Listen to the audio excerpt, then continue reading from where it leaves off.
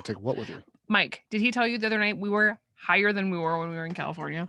Oh my God. I find that hard to believe. Oh my Shh.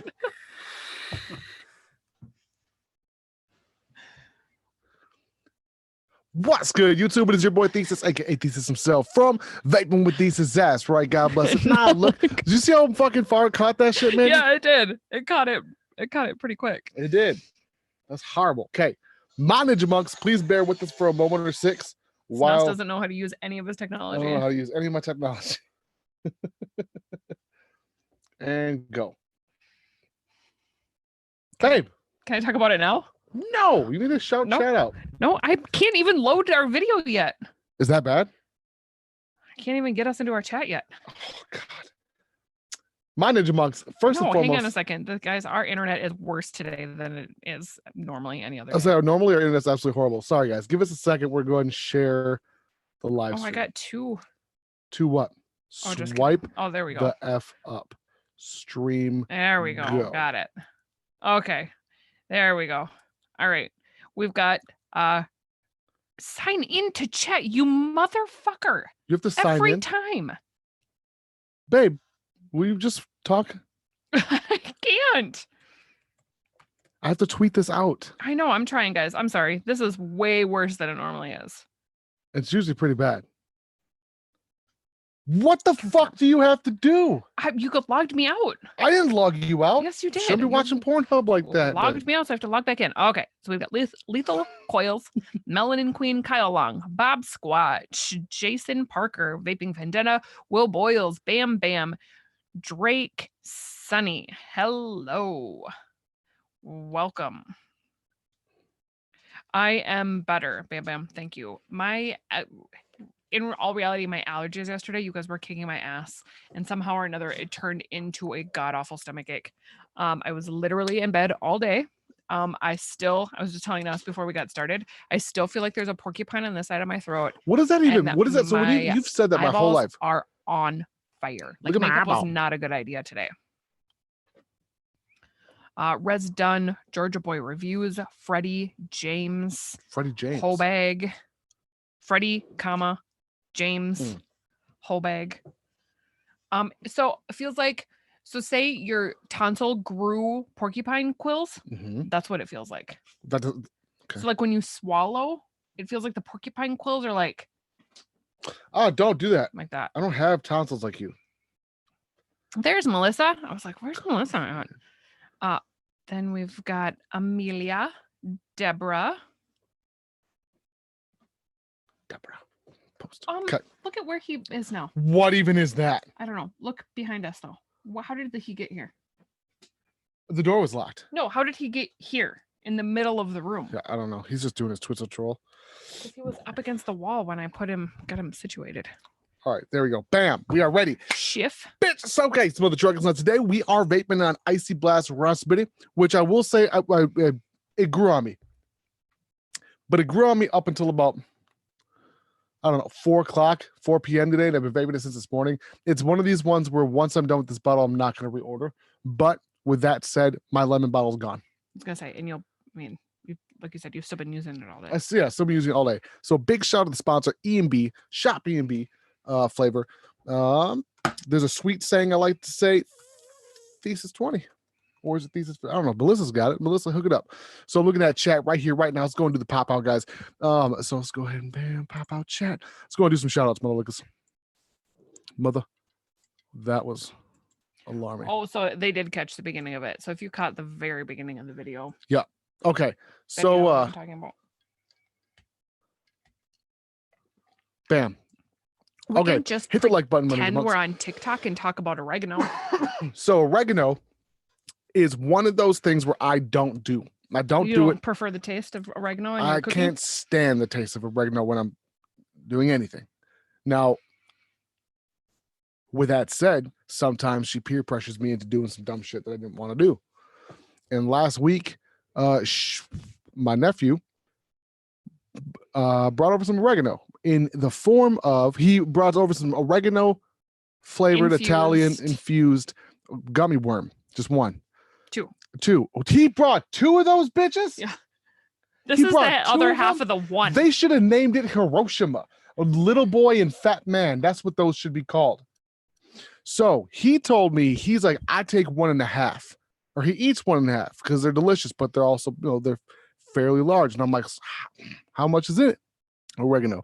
He goes, I don't know. I just make it. All right.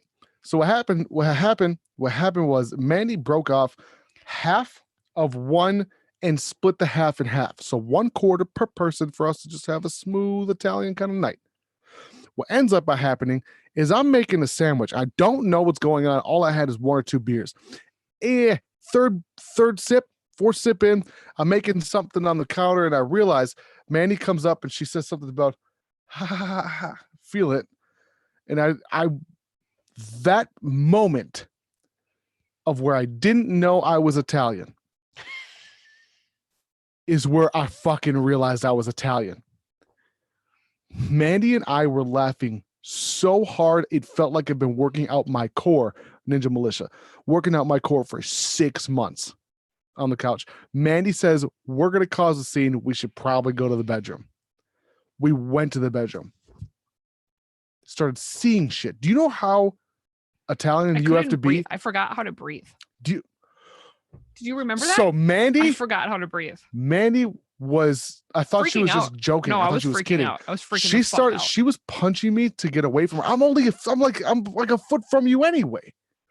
How much further away do you want me to get in order for you to remember how to breathe? It was really bad. I think this is what happened. My mouth got so dry that I didn't have anything to swallow. I'll give you something to swallow. And so I was freaking out because if you ever tried to swallow with a dry mouth, it's terrifying. It's also probably terrifying. I never thought I got it at one point. I was like, I think that if I didn't know how to swallow, I would die. You did. You were acting like you couldn't breathe. Yeah, it was really fucking scary. You were also getting one of those sort of things violent. that was really fun for like 7 minutes. I was gonna say 10 minutes. Yeah. And then it was like, this was too much. It's also where you wake up and you're still Italian. You feel me? So today I asked him if he wanted to celebrate the holiday, and he was like, no. But with that said, we do have Italian seasoning with us. And we're going to go ahead and embark on some Italy Especial. I think this one was made in Rome. What do you think? if Rome is somebody's garage, I would agree with you. Or studio apartment. Yeah. You know, with a big old dog named Rocco. I think that's what's going on. Sunny, yes, I do. And I am well aware of, I've been following the story very closely. So tonight, what I would like to do is we're going to unveil a little badass something. We'll do the full version here. Chef just... Oh, don't fucking do it. Don't do it, Chef. Take it back. Delete that shit. Okay, talk to everybody while I send this to myself. All right, so let's go in here. They want to know why the I almost said why the tow got trucked. Why the truck got towed. So the reason the truck got towed today is because there's no engine motor. Did you say engine or motor? No motor, no drivetrain. I know, but when would you say motor and when would you say engine? To me, engine is like all the components and everything, and then the motor is just the motor thing itself. Okay, so there's no. Well, it's kind of just like empty right now. It's just a shell, and so right now it's getting brought up to proven force performance. He had it towed to a shop, so they can work on the transmission. Nope, no, the gearing. Done. The gearing, the diff. And so we had to have it towed from the shop he's been working at to the mechanic. Yep. So that's why it was on the tow truck today. Yep. So it's going to get the new gears. It's going to get the new the transmission put in the back. It's going to get new transfer case, balanced drive shafts, front and rear, and then U-joints. And then they're going to put all that stuff basically in the trunk of the truck, except for the diff and everything staying there. And then I already got the motor. If you haven't paid attention, the motor is in a crate. It's in a crate. It's a crate motor, 450 horsepower eventually here. So yeah, the truck is on its way, my Ninja Monks. I'm so fucking excited. It was one of those things that was like, it was really exciting to watch, but it was also one of those like, And here's where the dollar signs. Yeah, that's where it really starts to get nerve And wracking. this is where things get real. Because like if little it's the little shit that always fucks everything up. The motor, all that stuff is known cost. Now once the truck gets back to me come Friday-ish, come Monday, it's the little piddly shit that takes the real time and real money and real patience. Bob Squatch crate motors come in crates. Bob Ellis, how fast does your crate go? The crate right now doesn't go very fast, but I tell you what, that crate's got a lot of horses. Oh, Gomer thought you got your truck repoed. No, that thing was paid for in cash. Yeah, I do not fuck So around no, with that that's shit. not getting repoed anywhere.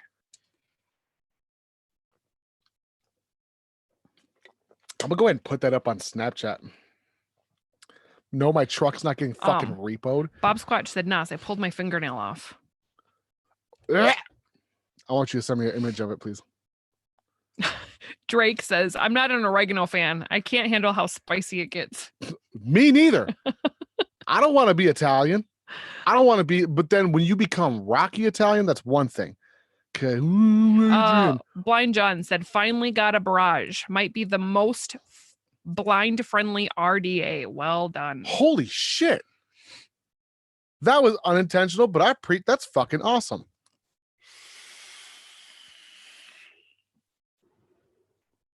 I don't know what to say to that. Oh, this porcupine in my throat is really bothering me. Get rid of it. I can't. All right, my ninja monks. So this is this specific thing made my month. If you are not aware, so let's go and give a backstory quick. I am a super fan of a couple of people in particular, but the whole group. I'm a super fan of Bert Kreischer and Tom Segura, specifically the Bert cast and Your Mom's House. Okay, personally, I'm Team Bert, but I listen to every single episode of Your Mom's House. Every single one. Josh Potter is amongst one of my favorite, side characters / producer of the show. With that being said, I literally was going to take a nap yesterday, and I get a fucking text message from a number I don't know. It says, Josh Potter, something, your cameo is ready. And I'm like, spam.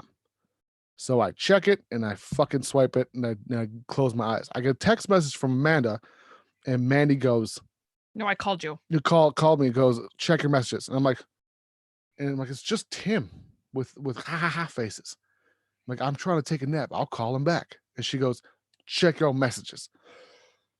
I said, but don't open it until you get upstairs. That's right. And I clicked on it, and this is twat I saw. Wait. I'm going to share that again. Bam. Okay.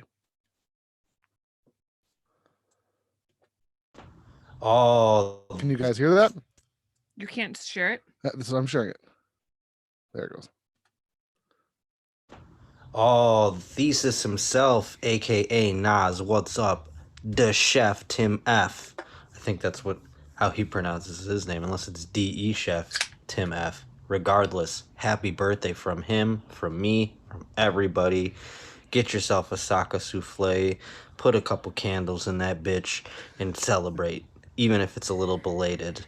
I wanted to also give you some of my offerings, which is the biggest boner you'll ever receive, the most blood pumped through your penis at one time, and that's when I show you what's going on over here. Oh boy, look at how lush. You think you could get your TX arms in here? Doesn't matter how tiny they are, they would get lost in here. In fact, the tinier the better. Over in this part of the neck of the woods, oh boy, you'd be grabbing on. You could just put both your little T-Rex arms on each shoulder, because guess what? We brought a friend to the party over here. And then you'd feel like you'd have real arms, like you were grabbing the top of a woman's head or whatever. And you don't even have to reach down to your penis with those T-Rex arms, because I got you, my friend, with this guy right here. He's going to reach down, snatch it up. Snatch up your pee-pee. How's that sound? It, brother. Huh? Make some white go all over the place. Make a little Saka souffle in your jeans. How's that sound? Well, Nas, happy birthday to you. I'm sorry that I missed it here because apparently it says it was recently your birthday. But happy belated. It's always nice to get late birthday presents, I always thought. I'll give you another good shot of the shoulder here as the sunlight's bouncing off it. Maybe you could pop this one up, pause it, Chromecast it, put it on your laptop, whatever you got to do to crank one out, my man. Piss on me, beat me. I love you.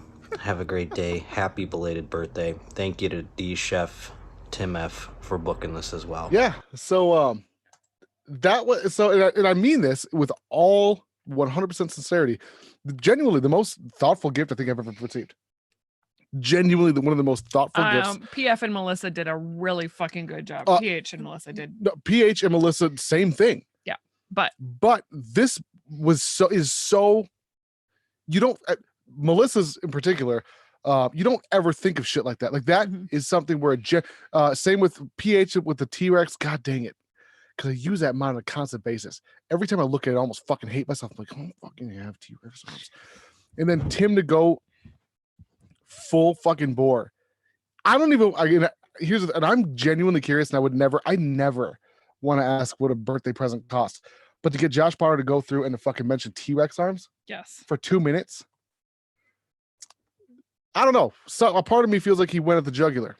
You know what I'm saying? I mean, what else do you do though? What's going on? You don't Anyway, ask Kevin. Josh Potter to do a cameo and not go for the jugular. Yeah, no, you're right. You're right. So yeah. And birthday tortillas. We did and birthday not tortillas. forget. No, of course not. And we are doing a tortilla mask, whether you like it or not, tomorrow. Yes or no? We're here in public. Tortilla mask? Just say yes or just say no. Okay. It's for Caitlin. It's for Austin Awareness Month. Okay. All right. But you guys hear it first. So with that said, Chef, thank you so much. I just got stabbed by Canthal A1. You better get a tetanus shot. I think yeah. Who's Josh Potter? Harry's brother? Nope. Josh Potter is the producer of one of the producers of my favorite podcasts. I'm surprised you don't know who they are. It's one of the biggest podcasts on planet Tom Earth. Segura and his wife's podcast. Yep, Tom Segura and Christina P. Josh Potter is a producer of Your Mom's And he's House. also a sex worker now.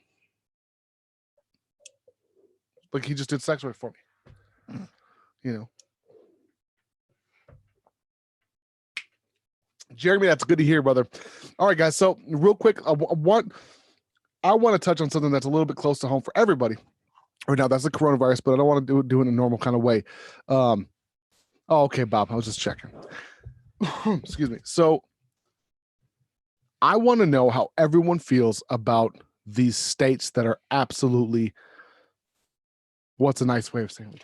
Well, no, I think a better way to go about asking is like, how do you feel about things reopening and not reopening? And how do you feel about like, because I definitely have feelings and emotions about like with things that should be open and things that should not be open.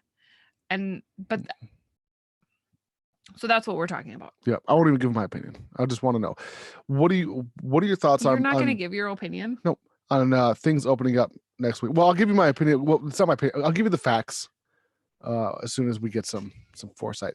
I want to see some thought into this. I want to see what everyone's thinking about in terms of should we open it or should we not? So here's my 2 cents about the thing.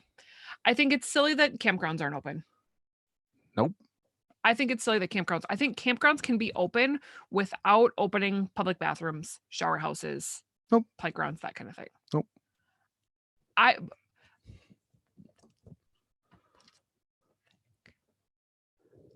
What? So that's what I think. What do you think is wrong? Our state just currently opened the golf courses. Wow. Did you not know that? I did not know Minnesota opened golf courses on Isn't there a lobby? Friday or Aren't there Saturday? bathrooms? Isn't there a bar at golf courses? Don't you have to rent golf carts? Yeah. I don't know what the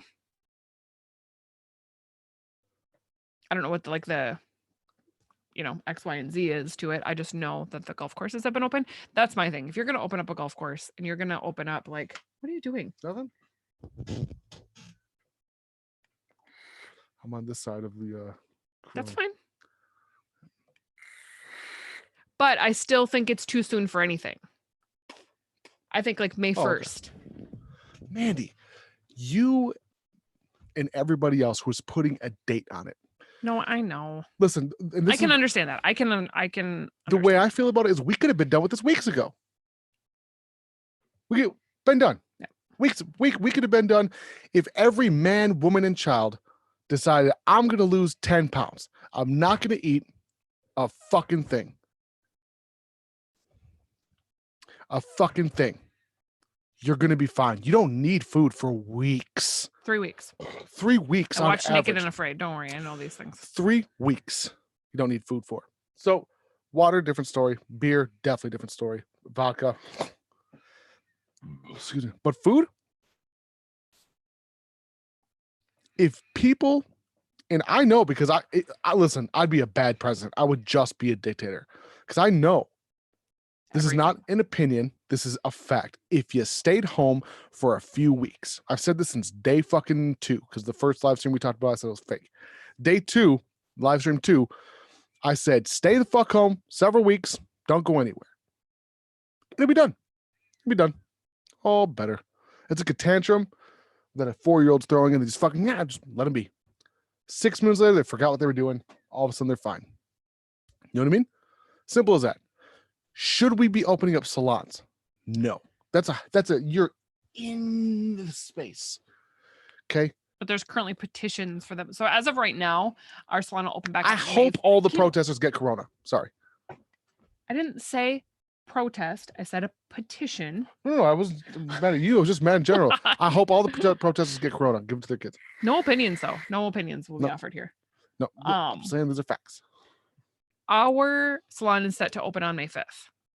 And our bosses have currently rearranged the salon so that all stations are 6 feet apart. And that's fine. But you're still within inches of the person you're working on. So it's just one of those things that it's like, I don't know. I have mixed feelings about it. And I agree with you. Like, look, I want people to go back to work just as much as anyone else does. I don't want you to go back to work.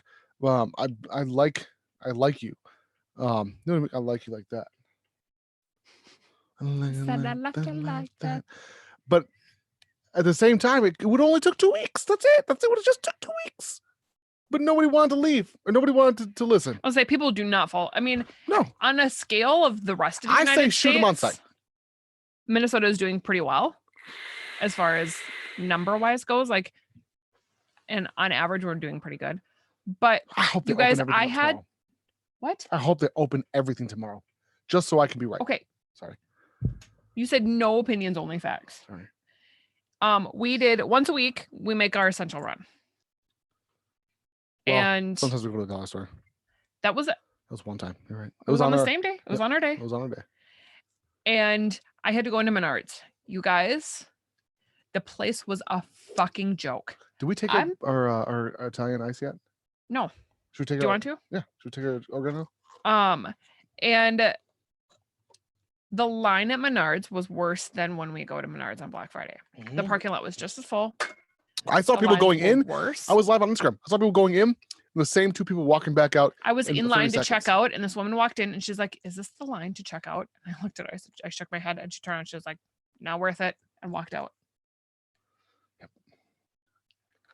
Oh, you took a big one. You took half of it.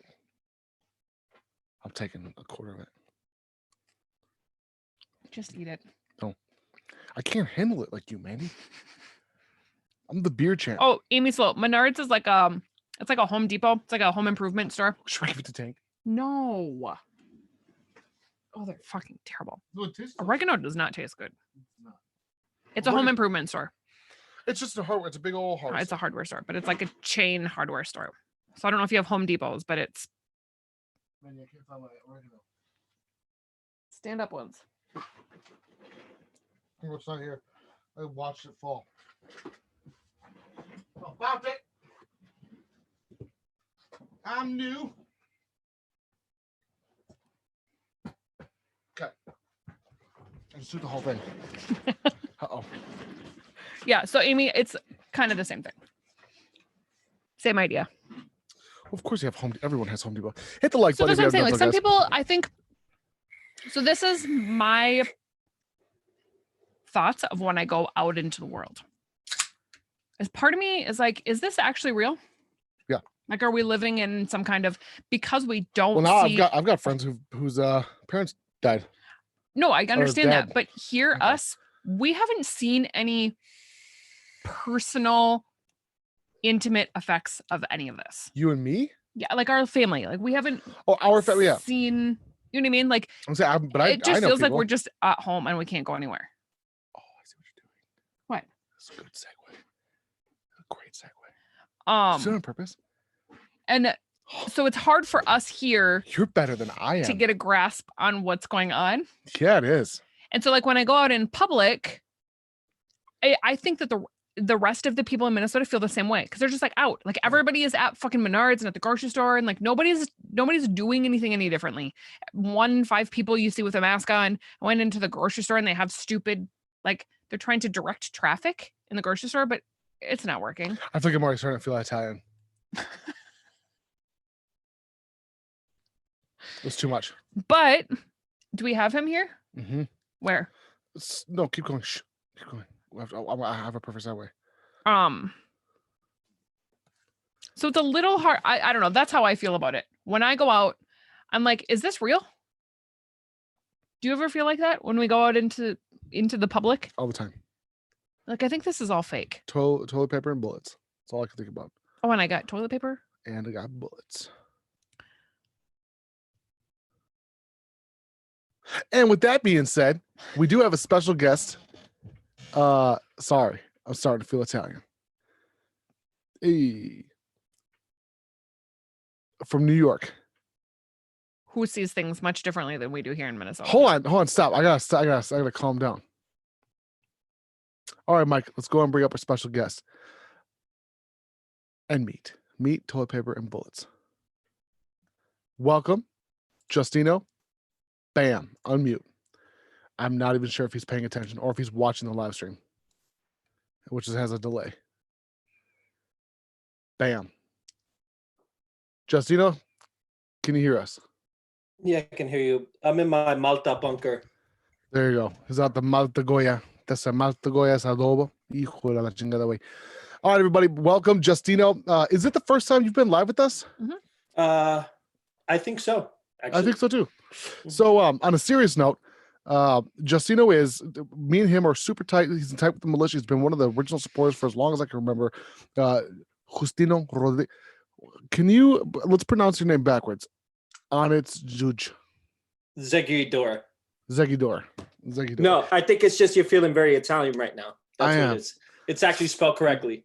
Supernatural news. You know what I'm saying? So, bro, just shut up. So, Justino, bro, first and foremost, thank you so much for the support. You and I have been talking back and forth.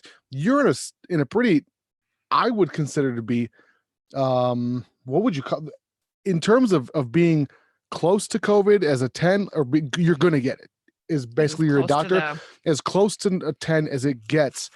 On top of that, his situation is something I would consider to be a special situation, it makes Real me life. nervous, and Very I'm not real even life. there. Yeah, very legitimate. And I'm searching for words, but I can't find them because I'm Italian.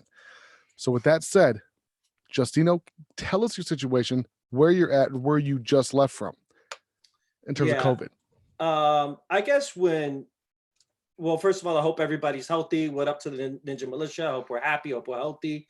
I hope he's we're not safe. just some fucking dork who, I don't know, whips his grandmother's apartment's grass, which doesn't make him a dork. Him being him makes him a dork. This is just a fucking professor of Yale University, you guys. No, I do not teach at Yale University. I teach at a university in New York. That's Okay. what I'm Let saying. him talk now. Yeah, I mean, I think that that it's been pretty natural just in general to move between being like super worried and anxious about the impact of COVID and then kind of feeling like it's whatever when you don't see it in your immediate proximity. And I feel like even myself and people who are like in the heart of it have that same feeling. Like, is it really that bad? And then like you see stretchers being carried out of your building, or like people being resuscitated, like literally down the hall from where you live, or like body bags being taken out of the buildings, around you. You jumped in there way too quick. And Let's start from day one. So, I'm going to go back. I'm just saying that that even me, or people who are like first responders or who are seeing these deaths, it's hard to even really completely believe it or wrap your head around it. It's surreal. Surreal is a perfect word for it. It's hard to fathom. But that, I guess what I'll say is that, like, yeah, I teach at University of New York. I actually teach at University of New York, where they one of the first positive tests of COVID like was found out, and so you know, initially it was just pretty terrifying because we didn't quite know that much about it. We knew that it was highly contagious. We knew that it was causing respiratory issues, and it had caused a lot of deaths in other places. But in New York, it just seemed like it was a really hardcore flu, right? And then eventually, once it started spreading quite quickly, within a week, my university was shut down. But the issue is that it already spread quite. And I began to sort of get reports from students or get emails about their grandmothers or their grandfathers being hospitalized from what they thought was the flu, and then it turns out it wasn't. And then the following week, I got emails from students or phone calls from students being like, they're in the ICU, they're sick from it. I began seeing around me, and I'm I have a very cockroach survivalist sort of mentality. And so like immediately I like locked myself and my wife in my apartment, and I was like, we're not going out for anything we don't need.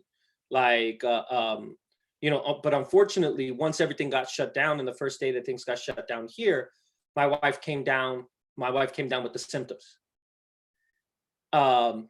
And we had to go get her tested at an emergency testing facility. And then as we're going to the emergency testing facility, she hands me a stick, which is a pregnancy test.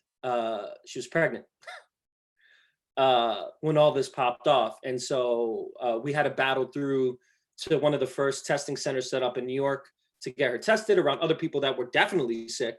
Thank God she had the flu, which was great. We got her back home. So she did have symptoms initially. She had flu-like symptoms. Yes, yes. But it was horrifying because I'm thinking like, I have to brave, you know, we have to brave public transportation. We have to get her into this testing center where all these people are fighting to get tested. There were very little tests at the time. The tests are horrific. The first batch of tests was pretty horrific. Like they stick the Q-tip, elongated Q-tip. It's up into your brain. Is there up into your sinus? Goes in here. And then, you know, so yeah, it's like, it was pretty crazy. And so eventually we waited 5 to 6 days. We got the test back. Everything was okay. But unfortunately, the neighborhood we live in is pretty working class. It's a lot of immigrants. And it's people that couldn't necessarily, before the shutdown, afford to stay home, right? And, you know, if you're around other people, and especially if you work in the service industry, it starts to spread. And we very quickly, within a couple of weeks, went to become probably the neighborhood with the highest amount of deaths from COVID-19 in New York, and the highest rate of infection, which meant that, you know, we were pretty much on lockdown in our apartment. And then the following week, body bags started to leave our apartment buildings, and people started getting taken out on respirators and stretchers. And you know, the news came out that that our local hospital, Elmhurst Hospital, was just it didn't have enough respirators. It didn't have enough beds. People were dying like crazy. You were not going to get treated there. And then that's when sort of it exploded. And there was no food in the, you know, downstairs, the grocery store right around the corner. There was no food, right? There was no meat. There weren't a lot of the basic staples that we needed.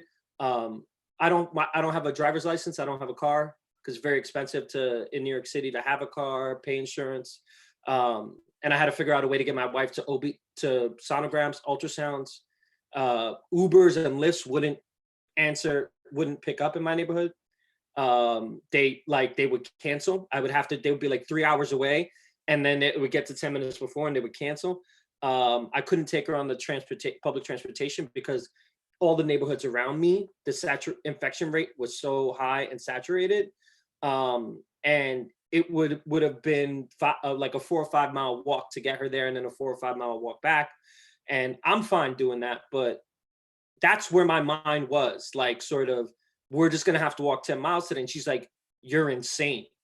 And so once I realized that I can't, like a very fundamental and basic thing, we're quarantined, we can be safe, but all these people are dying around us. Like, you got to throw out garbage, you know, you got to be around people. But when it came to the fact that like, I have to care for myself and my pregnant wife, like we had to leave, and nobody, like, it took a very amazing family member who was like willing to drive into the neighborhood, decontaminate, like we decontaminated everything before and after, so that like to be able to get out of there. And we're in a different neighborhood in New York. We're Far Rockaway, which has a far lower rate of infection. My wife can walk outside, she can go to the beach, but even here, you know, I was walking to the store and I saw like an ambulance come to pick somebody up in a stretcher to take, you know, in a body bag to take them. So it's pretty far reaching.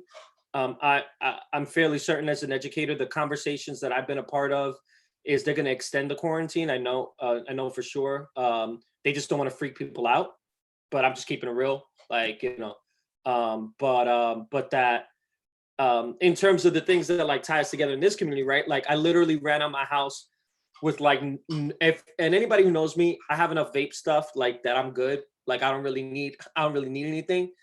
I ran out with like no juice, with like a little mod with a burnt coil, and like because it was the last thing on my mind, getting my wife out of there and getting her here safe. Like, did she have all her prenatal medication, vitamins? Did she have the medication she needed? Did she have, and now I'm like, we don't even have internet where we are. We're like in a one room off of their main house because we don't want to infect them. It's nuts. I don't know how to explain it, but I feel blessed that we have a space to go to, because a lot of people in my neighborhood don't even have that, have access to that. But that I can tell you that in this neighborhood where we are in Far Rockaway, people aren't wearing masks. People are chilling, right? Real quick, just so sorry. you guys have you guys no, don't be sorry, continue. But you guys are You moved. You moved. Oh my God! Yes, we moved 3 days ago. 3 days ago to Permanently, not permanently, but like long term or short term. 2 months minimum. 2 months. Are you guys still paying rent on your current apartment? Yeah. We don't have a choice. Like we're locked into a lease until November. We're good. We want to go back, but like, thankfully, my in-laws have a room off of their house. It's like it's bananas. Kind of a thing. I'm sorry. Like a mother-in-law apartment kind of a thing. Yeah, but that's putting it nicely, because it's 100 years old, the house. So it's like you shouldn't be slave quarters. You shouldn't be sleeping in here unless you just go into the beach during the day. It's not for the spring. It's not for the fall. So it's barely a 3-season porch, but it's like with a porch, bed. Yeah. But that it's, my wife feels safe. I feel safe. Like I know that we're not going to be exposed walking outside our door. My in-laws are separate. Like it's a very real, and I mean, it sucks. I don't even like to talk about this stuff. I feel like, you know what I mean? Like I know that like people, you know, have it way worse, and I feel really lucky that we have this, but it's like I have 6 books. I got like 4 pairs of underwears, 5 pairs, like it's like crazy. And I had like I can't touch my whole life for months. It's like, I know that sounds silly, but I still have to work. You know, I'm still teaching my classes with like I'm using a modem. Sorry, my phone is a modem. Yeah, it's a hotspot. Yeah. Like, cause there's no internet. I gotta get internet. It's crazy. But that I know I'm not alone in this, and I know there are a lot of other people who are not blessed enough to even have jobs right now. So thank you so much, John Augusta. Sorry. So don't be sorry. Real quick, Gomer Powell donated $20. Thank you so much.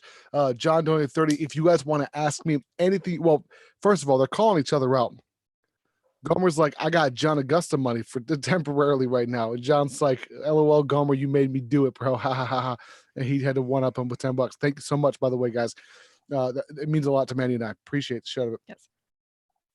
Question for Justino here. So you said it's going to be extended for 2 months. What's your guys' right now without the extension? What's your guys' like end date?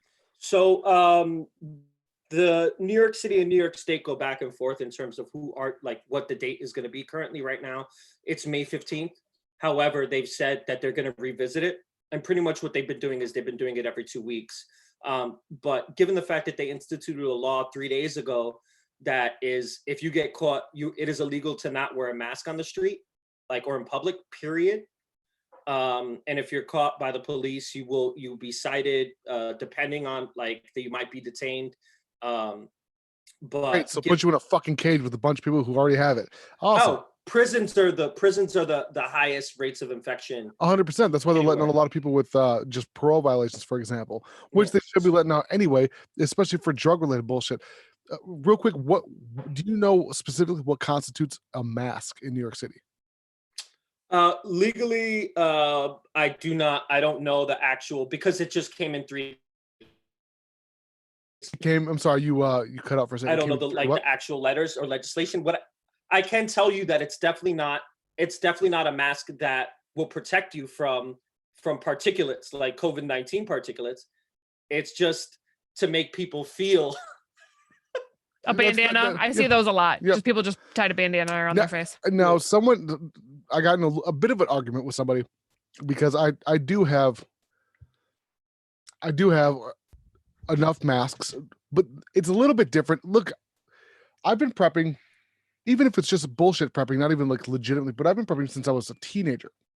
So I do own, without even thinking about it back in the day when I would write graffiti, I would purchase antiviral rated masks For spray paint. for spray paint, but I would just also buy cartridges.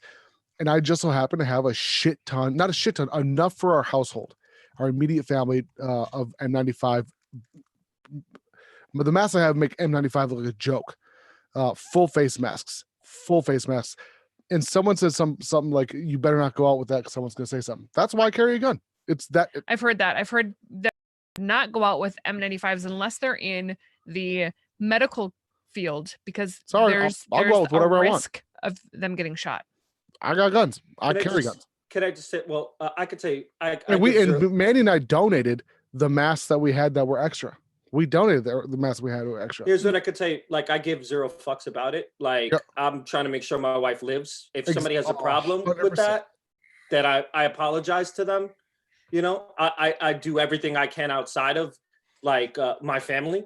You know what I mean? To and I will dedicate everything I can. But I'm sorry, my family has to be okay. Yeah. My wife and my child that is going to come have to come first. So she was like, I made sure she has N95 anytime she goes anywhere in public. That's, we have those set aside. But that, I think that's crazy that people are going to shoot you over that.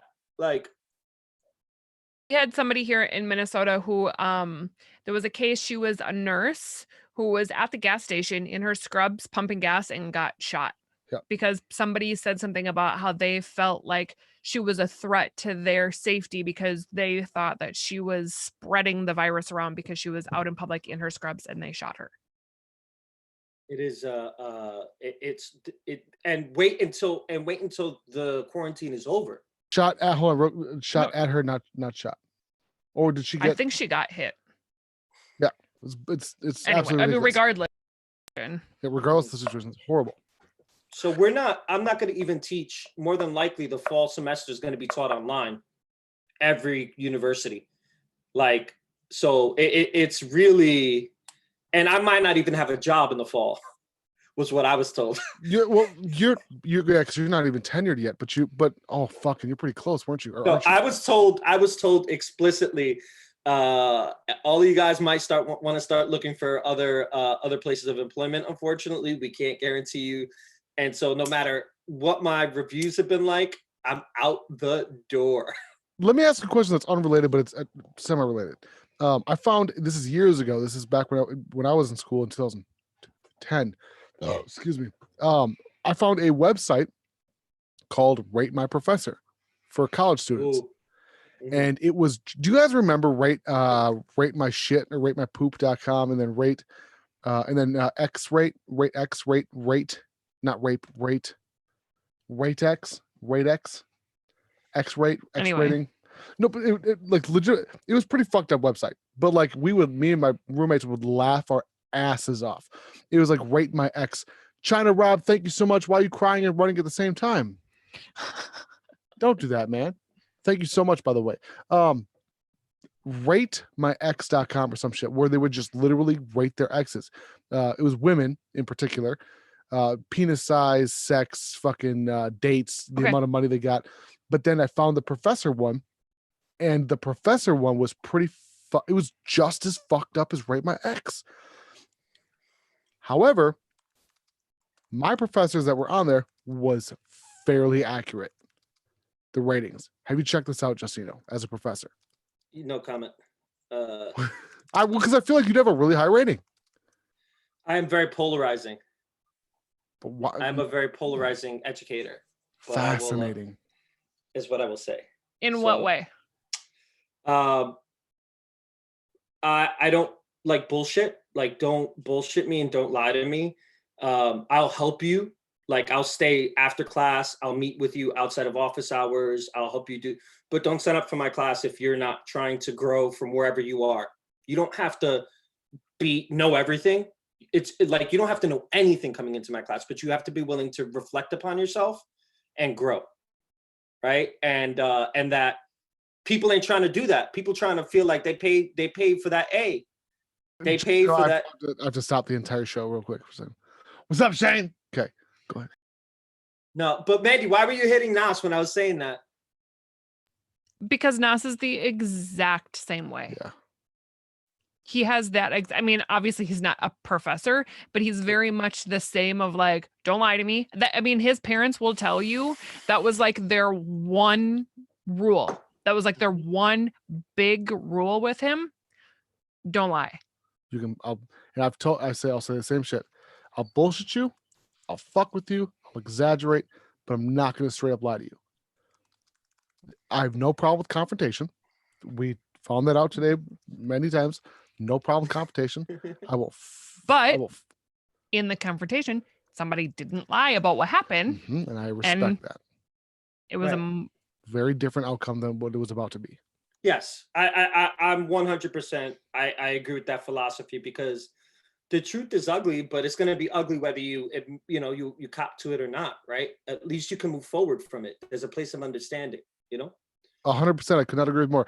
And that, like I said, that just happened today was a perfect example. I was about to get into a fist fight, and it didn't happen because the person who I confronted didn't bullshit me. In fact, they copped to it immediately and then offered a solution to the situation. I wasn't at the time, like I was not receptive to the solution. I was like, it doesn't fucking matter. It's already done. But I calmed down. I literally sat in a corner by myself and like had to fucking talk myself through it. I'm like, what's the worst thing that can happen right now? What's the best thing that can happen right now? What's the somewhere in between? You know what I mean? Sounds. And you had to like reason and work through each of the outcomes and alternatives, right? And like 100%. which one you could be okay with in that moment. Right. And it's not worth losing a friend over. It's not none of that shit. You know what I'm saying? So real quick, this is something that I want to talk about because I agree with this. Not agree with this. I'm a genius. We all know. And Shane brought something up last week that I was talking about. Shane missed the portion where we're talking about everything should just stay closed. Now, there are some exceptions to that. Salon, not one of them. Nail salon, especially not one of them. They already wear masks, though, because they're Vietnamese. But there's certain things that should stay closed. Most shit should stay closed, period. There are a select few things that I don't understand why are closed. Construction, open air construction. You're not even by each other for the most part. A. B. Anything that has to do with physical labor in terms of a factory that is, say, chemically related that has to already require to use N95 masks, period.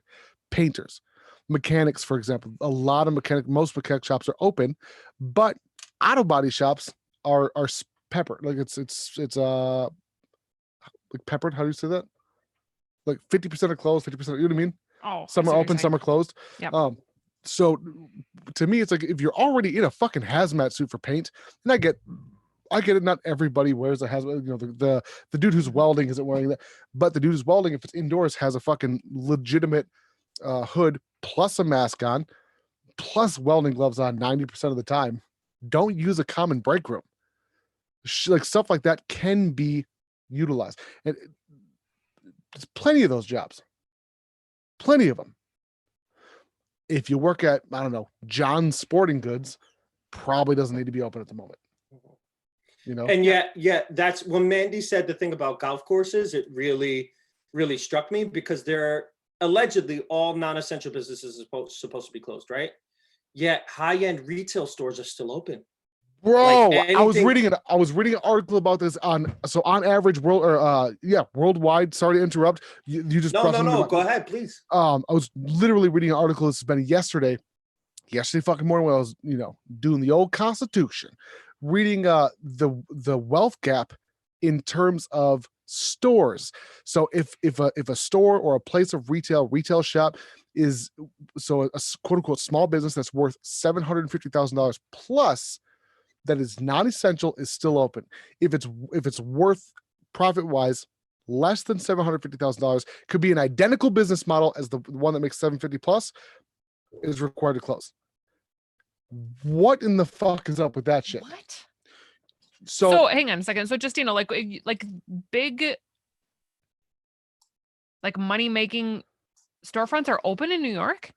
So I got an announcement. I wish I could have it. So there are certain high-end retailers that are still open, and I got I have one of my students who works retail sent me a job posting where like there are like 4 or 5 different high-end retailers that are willing to pay what they're calling essential worker wages to workers who will go in and work. And I think that that's really telling, right? Like that sort of that to a certain extent, rich people still want their stuff and they don't care if you have to die for them to get it.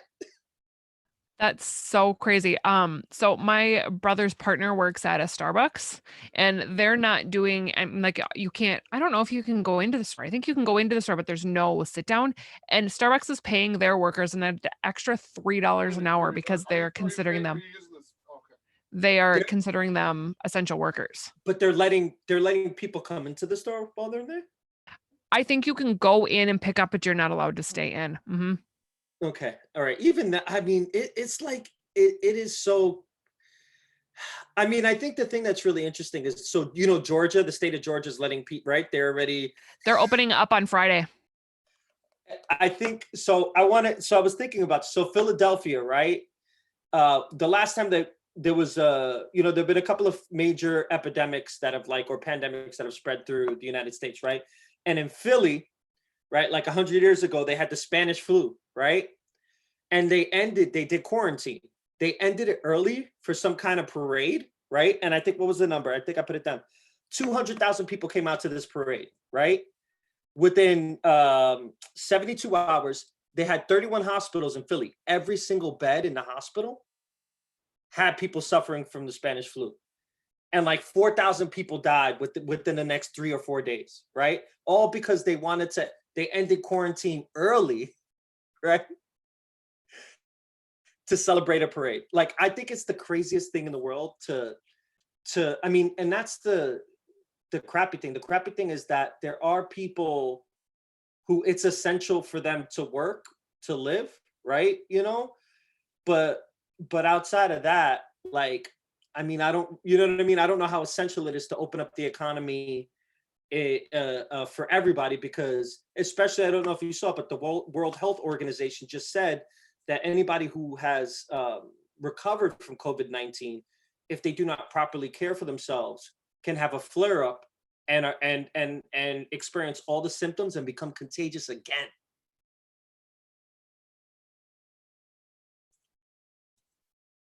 I can't hear you. Sorry.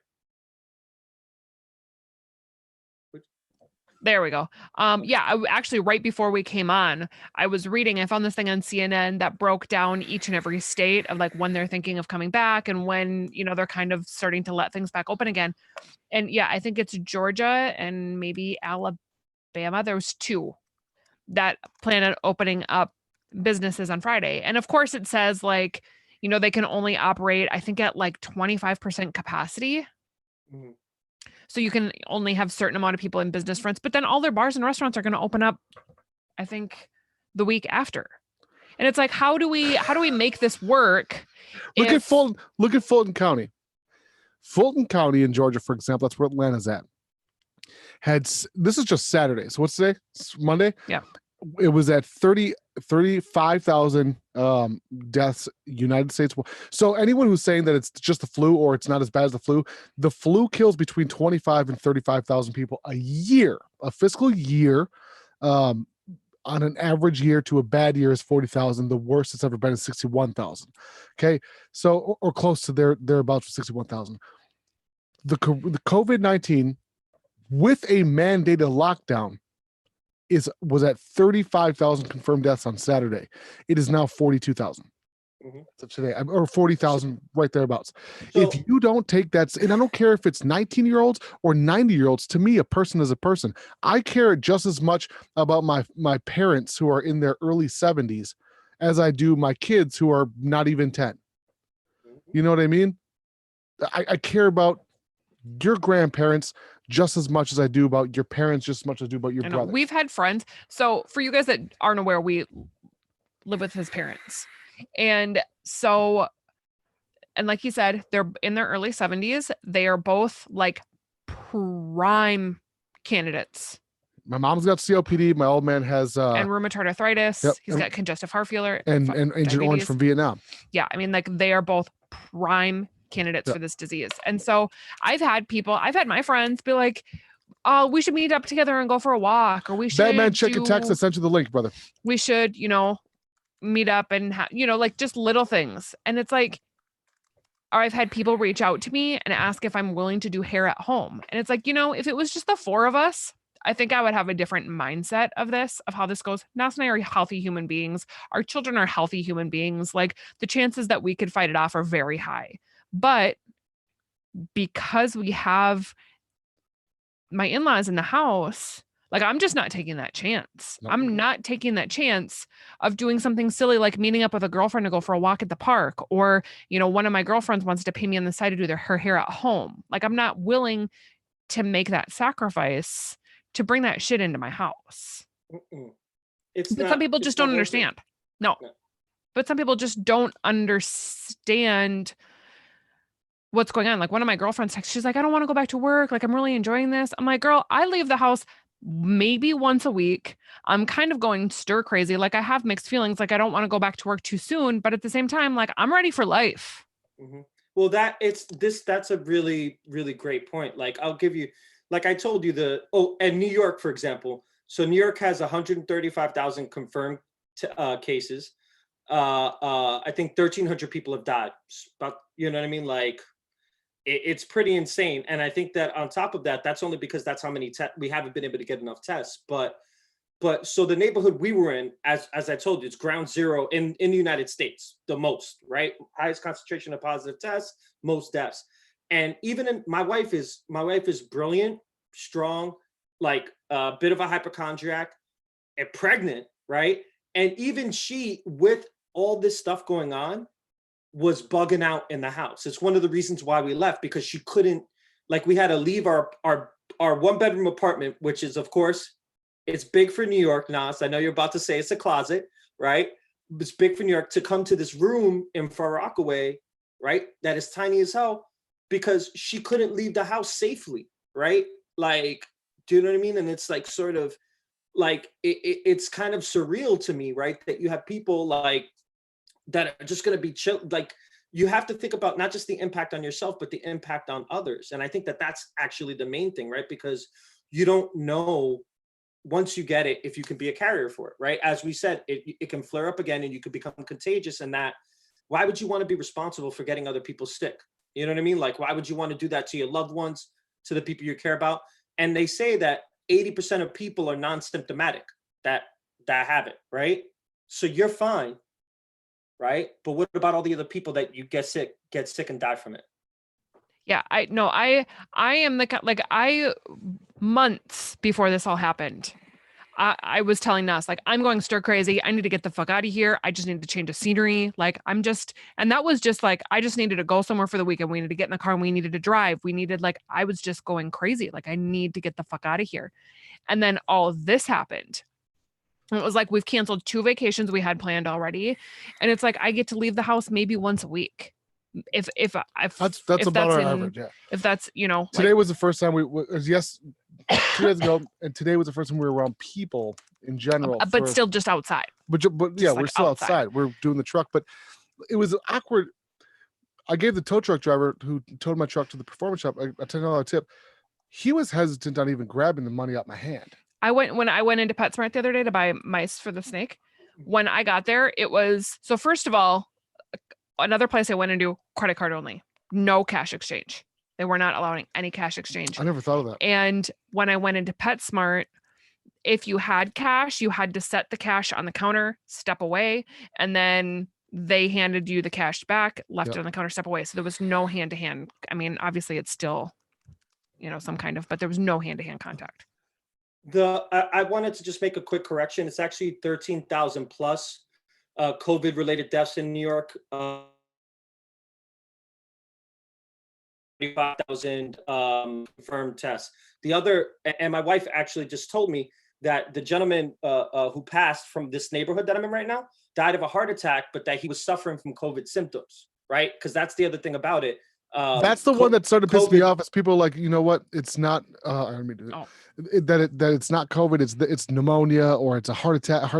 It doesn't. If you've got the coronavirus and that's what pushes you over the edge, bro, that's corona-related death, whether you want to believe it or not.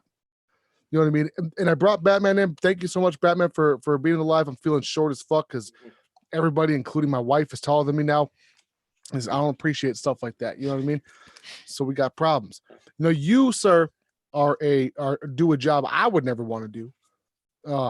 And just this isn't to cut you off. I'm genuinely. Oh no, please.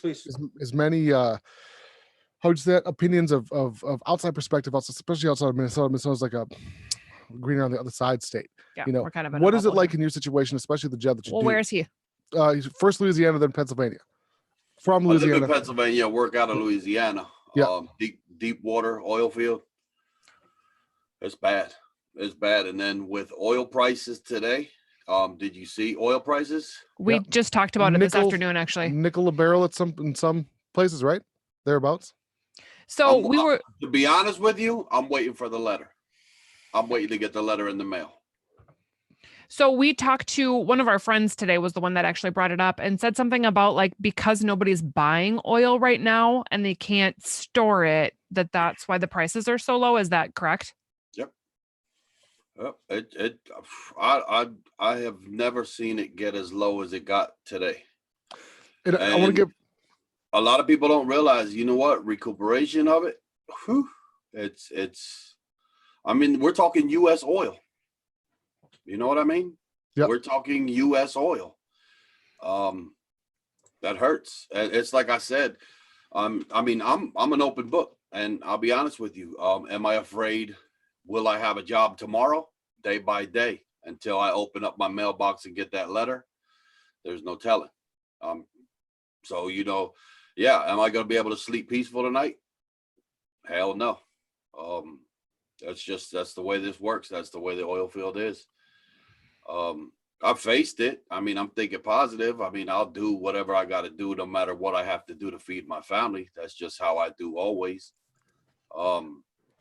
But when it comes to the COVID situation, you know what, dude? Like 2 weeks ago, I was up on the numbers. I know you saw, like, on my personal Facebook page, I posted up, people, hey, look at this. Pay attention to it. We got to take it serious. And then, you also have them gung-ho that they're like, fuck that. The government ain't going to keep me in my house. I'm going to go out. I'm going to do what I got to do. Until it's personally affected to you. I have 2 people that live in Elizabeth, New Jersey. Very, very, very dear friends of my wife and mine. They contracted COVID. Luckily that, they're cured of it. They're cured of it. So now they're staying locked down. Now, I also have another buddy that a family member died.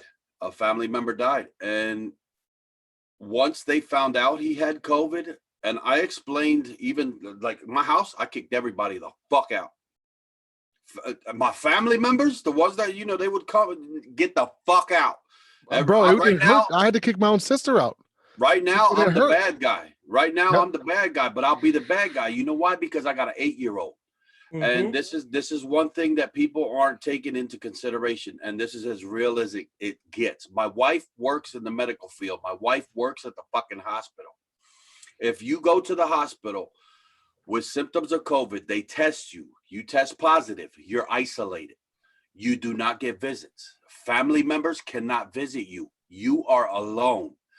And like I said, I had a buddy that his uncle died. No visits at the hospital. The old man died alone. He died alone. That's No so sad. visits from family, no visits from friends. You know what they're doing? They're cremating people. And they call you to tell you to come pick up the ashes. If you think it's bullshit, I'll give you the fucking proof. Mm-hmm. Yeah, no, we've heard about that. So Yep. I have a question for you. So since you live in Pennsylvania, but you're working in Louisiana, do you see a difference in people's mindset in Louisiana versus? No, I can't leave the house. I've been home for okay. 4 weeks. I've been home for 4 weeks. Just, I'm actually tipping into the cookie jar now. You know what I mean? Yeah. Money that Yeah. I had put away. There's no telling. That's what I'm saying. Thank you so much, Mighty Rose. We have and people like Batman, people like myself, people like the militia. We're very fortunate to have the amount of people around us, and I genuinely think about the people who don't, and that's why I can empathize with people who want to protest, who want to go back to work. On all seriousness, or all bullshit aside, I can empathize with those people. At the same time, it's a matter of if you take this seriously for a short period of time, then we can get it under control to the point where everybody can go back to work, including movie theaters. If you look at places like AMC, think about people who worked at a movie theater 3 months ago, 2 months ago, just fine. Were paying their apartment, paying their vehicle, and now AMC is filing for bankruptcy. Yeah, I just saw today we have a pork manufacturer, whatever you call it, that has closed their doors indefinitely. Who's no longer going to be able to be in business anyway. Period. Quick question. I want to go back to Batman. Because when I was reading today, I feel like Louisiana is down kind of with the states that are trying to push to get things back to normal. And then with Pennsylvania up here by New York, it's like two different worlds. It's literally like one extreme over the you other. got a foot in both places. Well, I mean, it just because I live here and I work there. Hard, like right now, I've been home 4 weeks. I was sent home because they're not allowing nobody to the rig or off the rig. The ones that are coming off before they go back offshore, they're quarantining them. They're testing them in hotel rooms a couple days before they're able to go back offshore. That's why they're doing that. Because, they don't want to get nobody sick of the guys that are out on the rig due to the fact that if anybody ends up with it out there, then they got to shut down, send special teams to clean and, just quarantine the rig itself. I mean, it sucks. This whole fucking thing sucks. And how big are the rigs that you're on when you're out there? It depends. There's a bunch that are all different size, but when it comes to a TLP, let's say they're about the size of 2 football fields side by side. Jesus. And then they probably go about 4 football fields high. So you're not talking about a 10-man team. You're talking about hundreds of people. Yeah, at least 200 people on a rig. Justina, what do they? So your wife is pregnant. So what happens? I suppose you wouldn't necessarily know, but you went to go do a what is it called? The X-ray of the belly. Ultrasound. Ultrasound. Yeah. And they kept you outside. I couldn't. Well, no, that's why we had a. I wouldn't even call it a move. We had to evacuate my home because I told you the day before they were taking they took a bag out in a body bag, and then they took a body out in a respirator from the building that I lived in Jackson Heights in Queens. And so they're not allowing me. I wasn't allowed to go in the building that the doctor's office was in. I wasn't allowed to go. Then I wasn't allowed to go in the doctor's office. I wasn't allowed to go in for the first ultrasound. And so I had to see we had to see the ultrasound over a video she recorded, right? Because I understand that to a certain extent, right? That sort of they have to keep people safe. in the doctor's office and they have to do these things and they have to follow these protocols.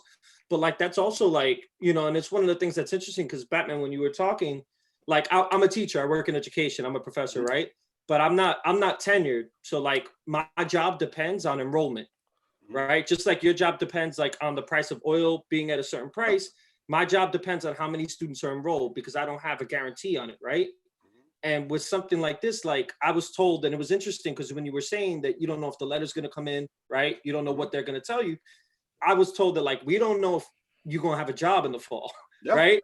Because we don't know if we have enough students. But it's like, I think about that. And then I don't know, it's just interesting, like some of the psychological effects, because I'll keep it real. Like I cried when I saw the video, right? But I was also so upset that I couldn't be there to see my, you know what I mean? To see my child in my wife's belly, like, you know what I mean? And it's been really hard for us to get there. Like, and then it's like, that was like, you know, that was the moment in which I was like, yo, we out of here. I'm not risking this for anything. Do you know what I mean? Like, is the hospital situation where you're at different than where it was in Jackson Heights? I would probably be able to get into the hospital and I might have a shot at a respirator. I would not have a shot at if I did get COVID, I would not have a shot at a respirator at all. And more than likely I wouldn't be even admitted. Elmhurst Hospital, the bodies were piling up. Like it was the worst hit. It's there, like in general, that's a hospital that if you only want to go there if you get stabbed or shot. But beyond that, it had the most COVID cases out of any hospital in New York. So I apologize for not remember who said it. Something about why did flu, assuming they're a conspiracy theorist, why did flu deaths go to zero? They didn't. I'm reading it right here, right now. 2020, from October 1st of 2019 to April 4th of 2020, there have been 24,000 and 62,000 flu deaths worldwide. Yeah, worldwide. Real quick, let me see. U.S. cases, 24,000, 62,000. COVID's already about to beat it. Come end of May, COVID will be triple, quadruple. That's within a couple months. And that's just within a couple months. You're talking about I mean, October what have we been shut down for? It's been 6 weeks. Yeah, so you're talking with flu deaths on the highest estimate, 60,000 since October. Okay, 60,000 since October on the high estimate. Low estimate is 24,000.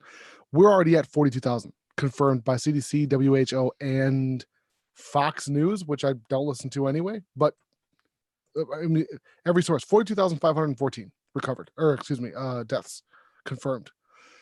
Confirmed COVID cases. I'm not talking about pneumonia. I'm not talking about COVID related. I'm talking about COVID. They were tested post, what's it called? Post death, whatever the fuck. Yeah, post death. Postmortem. Postmortem. Thank you. So anyone that thinks this is bullshit, it's not fucking bullshit. And at the end of the day, Batman and I've had discussions about this. Justino and I, family to me is number one. I don't want to go back to fucking digging ditches. I don't want to go back to, but I'm willing to do that if it means to help feed my family. Period.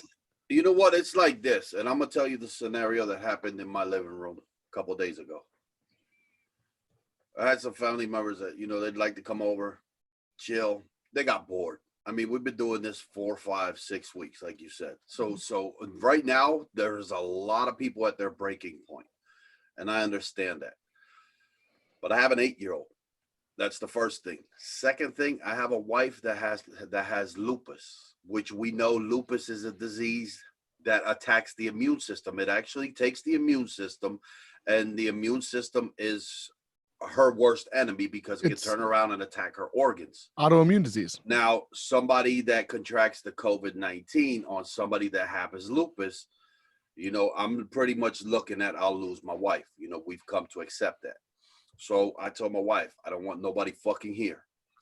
And just because of the fact that if somebody picks that up outside, let's say me and my wife, because we have to go to the grocery store, we have to get something at Walmart, we have to go somewhere to get something, we ended up picking it up, you know what, that's shame on us. But if we are locked down, abiding by whoever's rules it is, I don't care, and somebody from the outside comes and spreads that and something, I told my wife, listen, and I'm telling everybody here, I'm talking to the people in my living room. if something happens to my wife, something happens to my kids, because you're just bored and you don't want to stay home because we are doing it, something happens to them, I got nothing to lose. I have my wife, my kids. Without them, I got nothing to fucking lose. And if you really want to push that fucking button, let's do it. I'll show you what a real man does for his wife and his kids. After that, you lose that. There is no fucking limit. You know what? That box of fucks that you're full when you give a fuck, and then when it goes empty, it's gone, and you give zero. Go ahead, play with me. Guess what? Everybody took me serious because they all fucking took the fuck off, and ain't nobody not even knocked on my door. It's a serious situation, man. I don't want to lose my wife. My 8-year-old, man, you know, if something happens to my 8-year-old, I will turn into the ugliest motherfucker that walks this earth. I promise you that now, because that's my sidekick, my little 8-year-old. I mean, I got 6 kids, but my 8-year-old, that's like my little sidekick. That little girl, that's like little girl and boy all in one. And no, we don't. All of us that are parents understand. Anybody that's a parent that has little ones, you can look at me and you'll be like, I see why Batman's so fucking upset. I see why he's so passionate about it. You know why? Because as a father, as a head of a household, I'm here to protect. And I don't give a fuck if you're a family, foe, or friend. You come to damage mine. You come to jeopardize my family's health right now. Guess what? Oh, I could do something to yours. I can make that shit change really fucking quick. Play with mine. Yeah, we have a 9 and a 7-year-old, and there's been a couple of you times know what where I'm Is he talking 9? about. yeah, 9 and 7. Yeah, we have 9 and a 7-year-old both ways, and our 9-year-old specifically, like we've asked a couple of times, like they haven't been anywhere. They've been nowhere since they got out of school, and we've asked, like, do you guys just want to go for a drive? Do you want to go get some ice cream? We can just to get, and they both immediately are like, we can't go anywhere. Like it's almost like these kids they know better than some of these other people. Like our kids are terrified to go anywhere. They don't even that they're scared. I want to kind of No, I want to not they're not confront. Yeah, I scared, want to but- confront that because we don't ever feel like kids with fear. Is more importantly than anything is being smart. Like, look, Yep. At the end of the day, and I don't like to boil us down to that, but humans were just mammals. Like we're animals. The only thing that makes us different is that we have reason. The difference between reason and instinct is I'll give you a warning. That's the warning shot. Look, I'm going to ask you to stay away, please. Don't come back until this is over. There's not going to be a warning the second time. And it's that simple. If you know how I feel the first time and you cross that line, to me, that's an attack. That's an attack on what I've built. That's an attack on the my immediate family. I don't care if we're first cousins, third cousins. If you're coming over, especially if you live in the middle of the city, it's not a personal thing. It ain't personal. I have nothing against you, against anybody. But if you're going to put what I've helped build in jeopardy, that to me is a personal attack. Okay, I know better, and I'm going to do it anyway. That's just disrespect. Period. Does that make sense? Yeah. Yeah, it's like if you my cousin wanted to come over into the house when all this stuff was going on. And I was like, oh, I want to bring a birthday cake for wife or whatever. I was like, leave it downstairs. Leave it downstairs. Right, because we lived in an apartment building. You can leave it downstairs. Wish her a happy birthday on Zoom or FaceTime her. Mm-hmm. You don't need to see her face. You don't need to see her for what? And also, why are you not in your house? Right. I don't know. It's a pure disregard for not only their own health. It's one thing if you want to commit suicide, or it's one thing if you want to put yourself at risk. It's another to do that to others, especially the ones you claim you love. You feel me? Yeah, but some people like, oh well, I'm not going to catch it. I'm healthy. I don't wear a mask. I don't wear gloves. I'm out there in the street or whatever, but I'm careful. Like I don't know what this magic careful pill is that makes you think that you can come inside my house when everybody's supposed to be home right now. Like everybody. Like but it sounds like we're trying to do the right thing. We're trying to do the best that we can. That's all we can do. Mm-hmm. You're not, Mandy, you're gonna go back to work if they On pass the 7th. I mean, depending upon what the situation is and how they're going to handle the situation. but we're gonna. I mean, I'm sure that things will really change our dynamic at home then as well. If that's So if just to that's give you an what example, like decides to when we happen. go out just for groceries, we hit the garage first. So we come in through the garage, we separate everything out that needs to be separated. We take our sounds crazy, we but we bleach everything down. bleach everything down. We take our clothes off. Once our clothes is off, we take a shower. It's a beeline to the shower. It's just like decontamination. The chances of us having anything on us is almost nothing. But that nothing percent chance is still a fucking chance. We you have to like take. literally a whole setup. Like we have a chest freezer in the garage that gets cleaned off, and all the groceries go on there before they get bleached and sanitized and brought in the house. If Mandy went to work, like it would be the It'd same be the same thing. situation, same scenario. But someone like Justino who doesn't have a garage, who doesn't have a separate part of the house, a separate space, that's not possible for a lot of people. And I'm aware of that. I'm 100% aware of that. Groceries stay outside for 24 hours. 24 hours. Yeah, that's what we did the other day. We just left it all in the garage, and luckily in Minnesota, it may it's sound cold. stupid, but like better stupid than our than mail. Like Ray or Chris Benoit, my boy Chris, I love Chris. Hit me up. He's like, bro, your RDA top caps, your birthday presents here. I'm like, I appreciate you, but I can't open that shit. I'm like, we don't touch those cardboard boxes for at least 24 hours. Yeah, that's 24 hours. And once cardboards, it's been, I think it's 11 hours. But either way, the next morning I'll open it up and I'll do it. But that's not to be offensive. That's not to be a dick. That's just me taking precautions. Us taking precautions. Yeah. I mean, it's the same thing, dude. Like you could tell in my attitude, like I'm fucking done and over with this shit, man. Like yeah. I'm tired of standing on the porch or going in the backyard with the fucking dogs. I'm ready to kick my fucking dog. Bro, my skin, take it out on him. My like, skin is I'm broken. ready to fucking go somewhere. I'm tired of going to the supermarket or the Listen, post I'm not office. trying to. That's all you can do. I'm not trying to be gross. Today, I have an upside down bottle of Nivea cream over here. I got out the shower this morning, and I showered every day, same time. Now I'm showering twice if we go out. I gotta fucking wash my hands constantly, and I know it sounds stupid, but my hands are so cracked. My balls today when I got out the shower were shedding skin. Bro. Yeah. Do you know what it's like to have to lotion your balls, not because it feels good, but because otherwise they're gonna bleed? That shit fucking sucks. Yeah. No, and Batman, like, thank you so much, Joel Ortiz. We're out to eaters. We're restaurant goers. Yes. We like to go out to eat. Like, that's our thing. We do that at least once a week. And if you like to put food in your body, follow Paper Plate Mafia on Instagram. And so to not be able to go out to the restaurant or not to be able to go out to eat or like do our thing has been real fucking rough. I mean, it was the same thing. Like, see, because I got back into the gym. I'm on the recovery with the hernias, and I had to do something. So I got back in the gym. Did you have surgery on the hernias? Huh? Did you have surgery on the hernias? I had 2 surgeries back to back. Damn. Yeah. Was it from powerlifting? No, the first one, I don't know, man. It could be just from happened. at home. I don't know. Yeah. It's just I went because I was having issues, and that's when they found the kidney stones. And I actually had a prostate cancer scare. They thought it was, I had prostate cancer. So when the doctor actually checked my belly, he was like, you got a hernia? I can feel it. So I went in for 1 hernia, which was supposed to be an hour surgery. I come out 5 hours later, dude. And here I had 3, and one of the hernias punctured. The doctor, once I came to, he looked at me, he looked at my wife, and he said, I don't know how you're alive. He said, we had to clean your whole insides. He said, you were leaking on the inside. That's not good. Said, when you say leaking, like internal bleeding? No, they poked it. That's your intestine.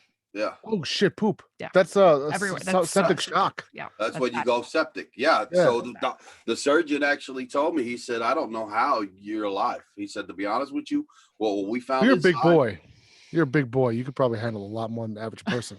You're a big boy. Yeah, I had that surgery done. I was here. And then when I went back to work, I popped another one right away. So what they did was they had to mesh my entire abdomen. My whole abdomen is mesh now. Damn. So you are now officially the Batman. So pretty much. Well, don't worry. I got that piece of aluminum hanging up right here close by me. Hey, is that the barrage box in the background? Motherfucking right. You know. Move the right? fuck over, Joel. You profile is Oh, shit, you son. can see it. I'm just giving Joel shit. I love that motherfucker. Hey, that's made my day. Justina, you No, see it? but then just by going back into the gym, I've found where my heart's always been. Yep. So the one thing that we always do is, by being in the gym, I'm a red meat eater. Yeah. My protein diet is fucking red meat. Fuck I'll yeah. eat steak 5 times a week. Yep, me too. So what we do up here in Pennsylvania is we'll go up and I'll get a quarter or half a steer and throw it in the We're deep just freezer. talking about doing that. Yeah, we just had that conversation. That's probably what we'll do next year. Yeah. It's cheaper. Up here where I'm at in Pennsylvania, there's a lot of Amish. So you can go to the Amish butchers. Can you get a half Amish person? Steer.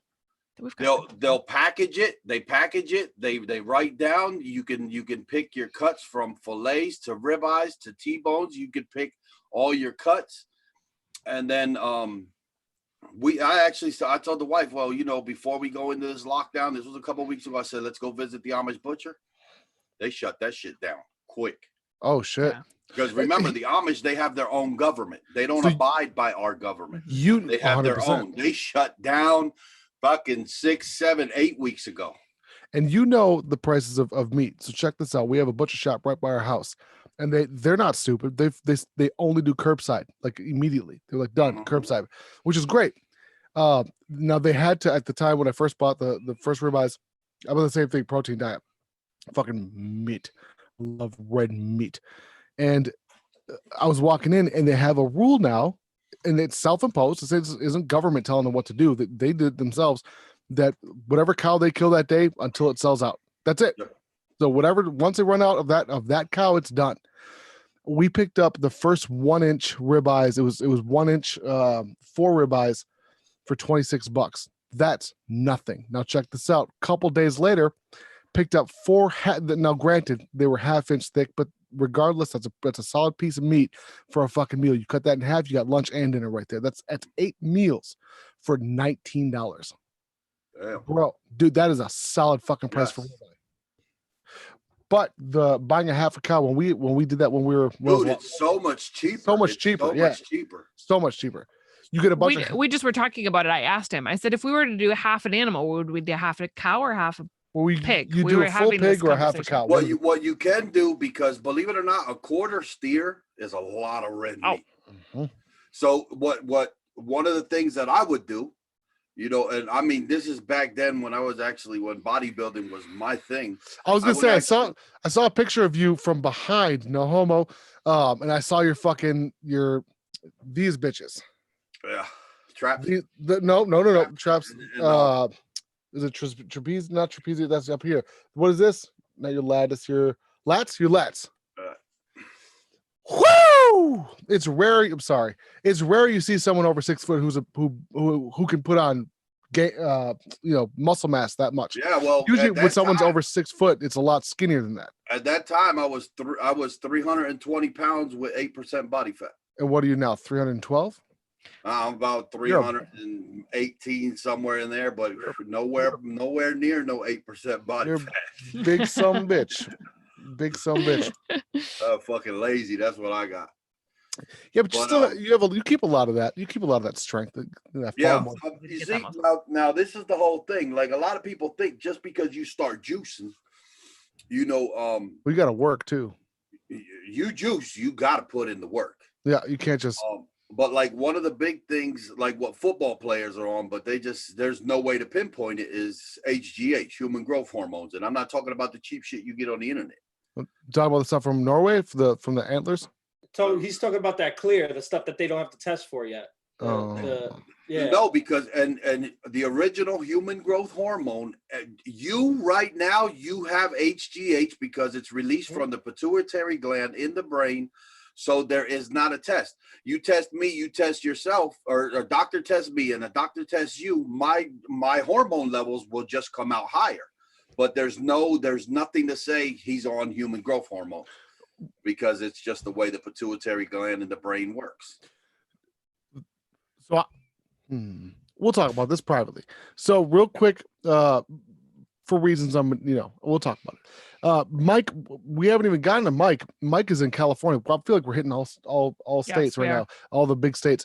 So New York, just first and foremost, thank you so much for your experience, because I feel like if that doesn't put a sense of Perspective. reality into you or perspective into I mean, into between both of them. and, well, I was Oh. talking to Justino. Sorry.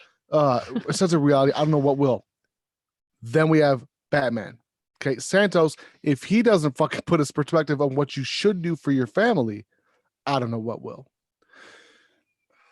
Mike, you're out in California. You're in Rancho Cucamonga area, correct? No, I'm north of San Diego. Same fucking thing. 6 hour difference. Whatever. It's California. I think it's like 30, 40 miles. Liberals. Just picture liberals smoking pot. They hate guns. Okay, that's a lie. Me and Mike go way back, like Cadillac on faux flats. Mike, so where you're at in particular? Wait, where are you you're in San Diego? No, North. I'm north of San Diego. North. Okay, but that doesn't say. I'm north of San Diego. North of San Diego and south of LA, right? Yeah, kind of. You're. It's. I think it's right. I always mix it up, but it has to do with puppets. And I don't remember why I remember that. I don't remember the name, but it has puppets in it. Am I right or no? Marietta. Oh, I don't know if that's the I was puppets. like, what is that? Yeah, I don't know. What Oh, that has to do with puppets. Marionette. There you go. My marionettes. So Marionetta is where he's at. What is the situation in your area, your county? What county are you? I'm in Riverside County. We've got, I think we're second or third in California right now as far as county cases go. I was just trying to look for an update on our county, but the guy that puts that out hasn't put it out yet for today. I mean, it's been kind of crazy. I mean, it's not just crazy for sure, but our lockdown talk has gone nowhere as far as when they're trying to reopen the state. I'm not. We've got so many people here that a second wave of the virus and infections would just cripple hospitals out here. I've got some friends that are in the medical field and they've been pretty steady with what's been going on, but it hasn't been anything like what Justino's experiencing in New York. Don't compare it to him No, necessarily. I'm just saying. But Mike, are you guys a stay home order or are you like a lockdown order? Because we're stay home and it's like people are still going to the grocery store. People are still out going for walks at the state park. We're a stay at home order. Okay. I mean, you see people out. I've been pretty much holed up at the house since this whole thing I have nothing started. against people, taking walks, going for jogs, getting shit done. Look, everyone right now is doing home improvement projects, including us. We go in and out of when we do our grocery runs, we also stop at Home Depot or Menards. You know what I mean? Mm-hmm. But we're careful to the point where we wear masks, we wear gloves, and it's not, we're not dumb. We still do go through the same exact process that we do when we get groceries. Go to the garage, derobe, fuck real quick, and then go take a shower. Yeah, Okay. we have to wear masks when we're in essential businesses.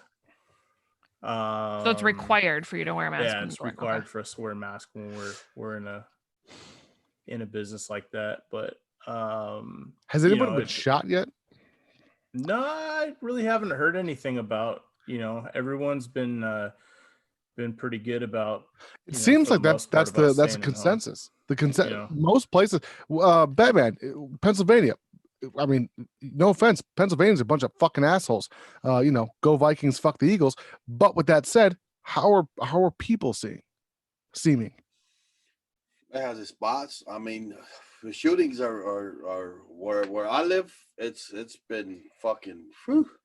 May I ask? I'm staying home, so I'm minding my own fucking business. Right. But may I ask where do you live in Pennsylvania in particular? You don't have to be specific, but in Reading. I live in Reading, Pennsylvania. Okay. Reading is pretty hood. Damn. So we've been pretty civil up until like 3 days ago. Yeah, all of a sudden in Minnesota, we had a fucking protest at our governor's mansion. Who has coronavirus, by the way? There was a protest in front of our governor's mansion to open and up then- Minnesota. And then a second. So we have one bad part in this entire state, and that's Northeast Minneapolis. It's basically, and look, you can take this how you want. Do you guys remember Katrina? Mhm. So Chicago is only 5 hours away from us.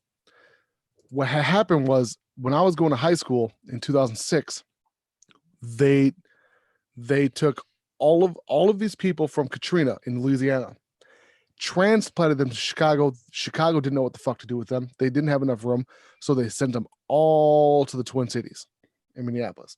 Is that really what happened? That's really what happened. So I'm at Hastings, and all of a sudden, and look, I'm not trying to, again, not take it how you want. It's just the facts. It's a very large school, several thousand students, and all of a sudden you get an influx of 500 black kids out of fucking nowhere. You notice. I'm sorry, take it how you want. It's not racist. It just is what it is. The biggest difference is those black kids didn't sound like our black kids. They were Southern. All of a sudden, there was a 13,000, that's not an exaggeration, look at the numbers, 13,000 person population increase in the Twin Cities metro. Before any of that ever happened, Northeast Minneapolis was horrible. Then you got this giant influx. It doesn't matter what race they are. Half of them was fucking from trailer parks in Katrina. All of a sudden, in the same concentrated area. I don't care what the fuck, where the fuck, or how the fuck, you put this many people in one concentrated location, shit's about to pop off. And that's when it turned into a mini Southside Chicago.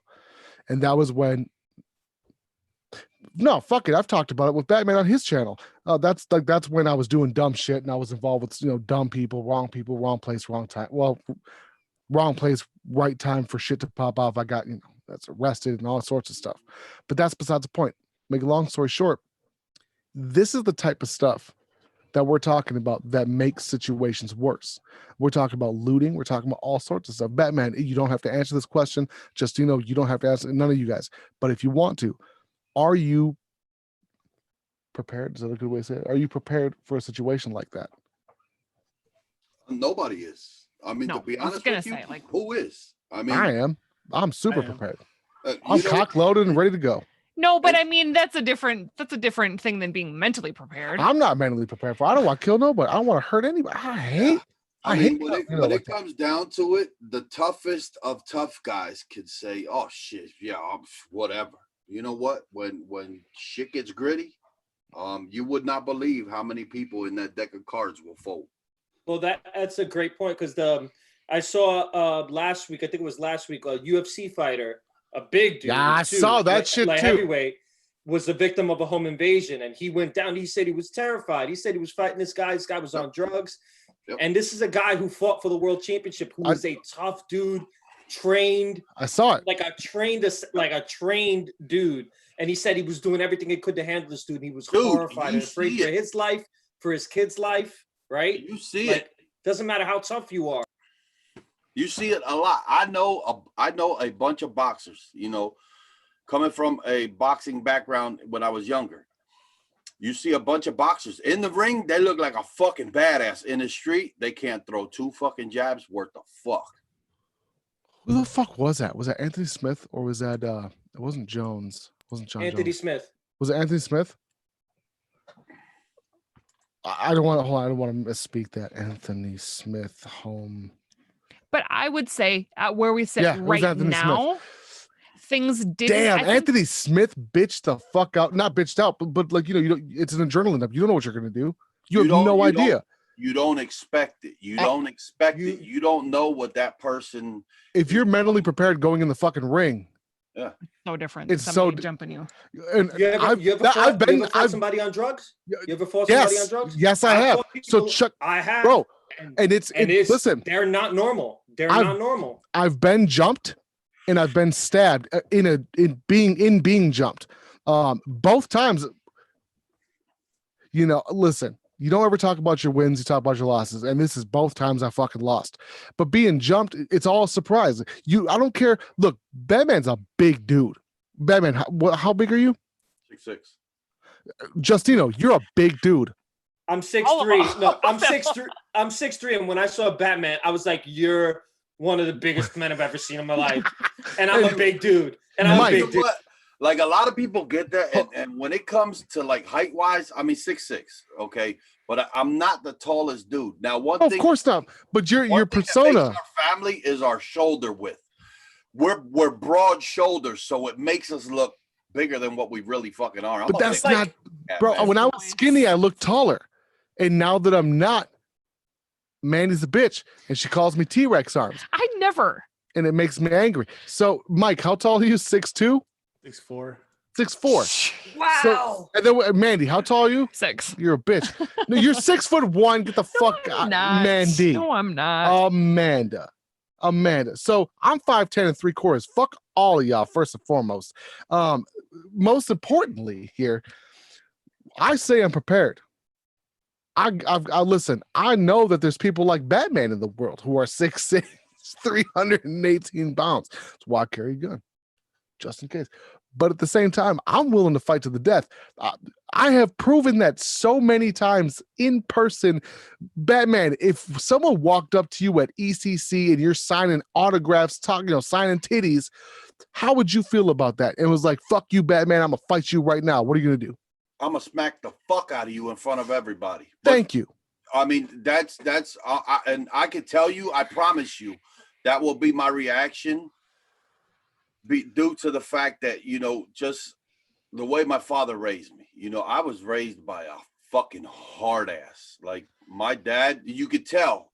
All my family says it. I have my dad's mentality. I have his attitude. My dad made me go back to school. My attitude. My dad made me go back to school. This is in first grade. My dad made me go back to school when I told him I was getting bullied by this kid named Joe.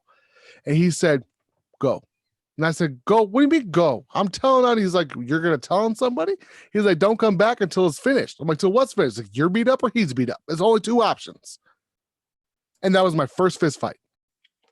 And that taught me some shit right the fuck there, because he told me there's a difference between fighting for bullshit and there's a difference between fighting for honor, for what you believe in, or for you defending yourself, basically.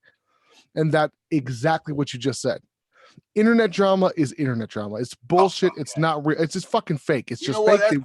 That's one thing. Like I tell a lot of people. I have some up and coming reviewers, smaller reviewer channels, and I'm a small fucking channel. But I have some other ones that are like, Batman, can you help us out, guide us in the right way? You know what? I'll help anybody. I don't give a fuck. This shit don't mean two fucks to me. When it comes to the YouTube fame, that's exactly what it is. It's YouTube fame. It's like YouTube fame is like being the richest motherfucker while you're playing Monopoly. At the end of the game, it don't mean shit.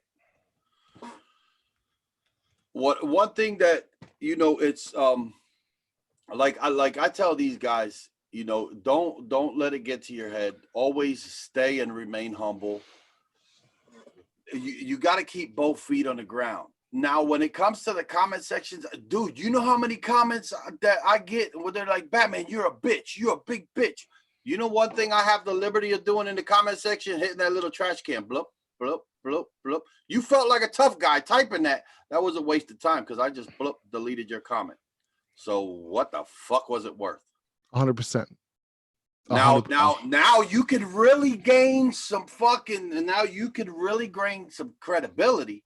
If, like you said, you see me at ECC, come up and smack me across the cheek, or come up and say, Batman, you a fucking pussy. You ain't gonna do shit about it. In person, face to face.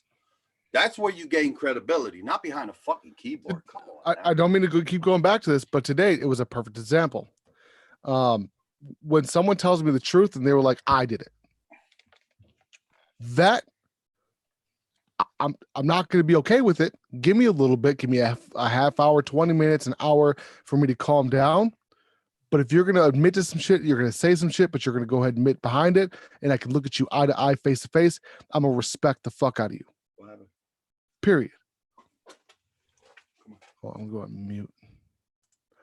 Batman, don't feel offended. I was just mad because you were talking to somebody. Justino, I'm certain you can feel the same way. No, I think that I completely agree, because I think that there's a difference between if somebody's gonna like, I think that's the thing that has confused. There's a whole generation of people who've grown up with internet muscles, social media muscles, right? Where you don't have to back up anything that you say, and you think almost that you don't have to be responsible or accountable for what you Yeah. put out there in the world. And that I wasn't raised that way. I was raised in a way that, like, if you're gonna say something, you're gonna have to back it up. Like, you can't talk a lot. You can't basically talk about it if you're not gonna be about it. And that YouTube and social media is perfectly constructed for people to try and basically digitally fabricate this persona of who they are. And then when you see them in real life, they don't have two things to say. They don't have one thing to say to you. They don't have one thing to say to you. So At all. it's funny. Well, real quick, let me go back to those statements. The reason why I even brought up Katrina was because the influx of violence that started happening in the areas that I was at. That's the only reason why I brought that up, was because that's when I had to learn how to defend, because I talk a lot of shit, but it's always in a joking matter. Some people don't take it in a joking way, and then all of a sudden you're forced to defend. By the way, the worst I ever got beat up was I think I've told you about this, was a Minnesota state champion wrestler, and it was the first and last time I ever fucked with a state champion wrestler. Joel, Mr. Just Right, I check your text. I sent you the Zoom room. Thank you so much, my good sir. And he was talking to someone else. I took it like he was talking, when someone's talking to You do that. So there's a couple of things I can say. I told him this today. I said, there's something I can appreciate about the fact that, like, he's very good at, like, confront and let go. Like, confront. I'll confront it. Like, I'll let go. let's talk about it. I'm going to say something to you right now, and we're going to the way this works out depends on how you're going to respond to me. And we'll just go from there. Right. And, like, he confronted the situation. It was awkward for, like, what, a minute, 2 minutes? An hour, you know what I mean? Yeah, but yeah. Then the rest of the day moves on and you guys do your thing. But confronting. But it's like, also at the same time, you're not going to let somebody, I've seen you before, we're like, you have something to say? Right. You going to do something about it? I'm like, and Mandy's now it makes me want to throw up. Is it possible for you to tell, without, like, in a general hypothetical sense, just tell the story, like, of what? Yeah, I'll tell it in full detail. No, because we're all good now. So my best friend Tyler, he's the one that's been helping me restore my truck. Now I'm not rich folk. Like, I'm not a rich person. I don't got Jay Hayes or fogging out with the Batman or Mr. Just Right One money. Right. I don't got profile money. I also don't need profile money. I didn't grow up rich. I don't need to be rich. It's that simple. Like, I know what it's like to work my ass off physically, like my body at fucking UPS. I'll load packages. I'll dig ditches. I did landscaping.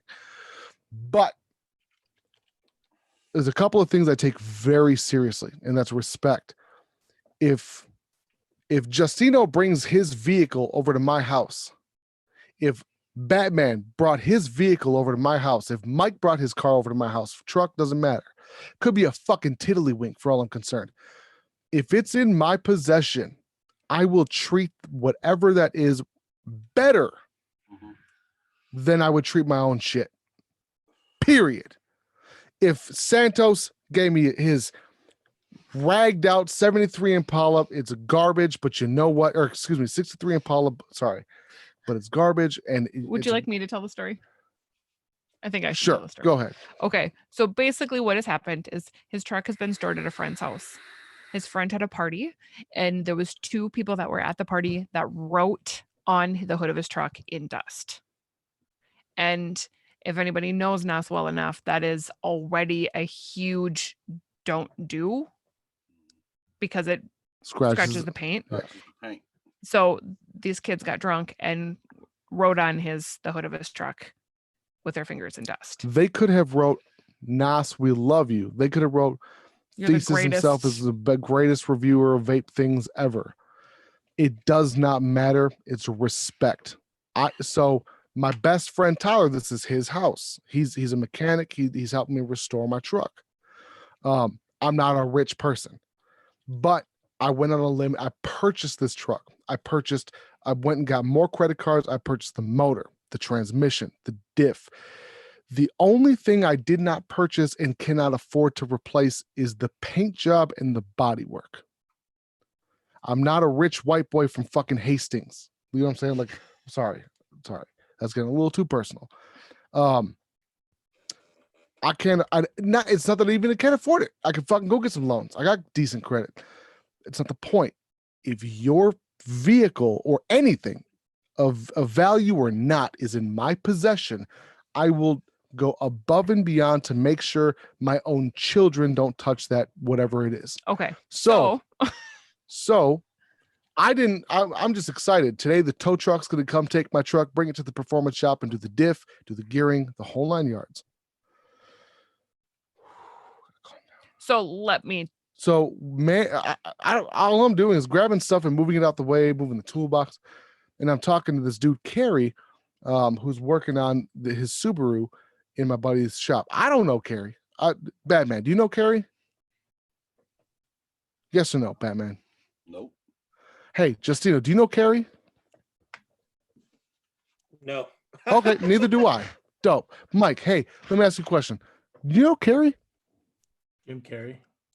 Well, you're okay. It's 1 out of 3. So that's not bad. 1 out of 4. It's course 25%. Called statistics. I don't know Kerry. Mandy goes, and I'm like, what are you doing? And she's taking I'm trying to dust off the hood of his dusting off the hood of my truck. I'm like, that's scratching my paint.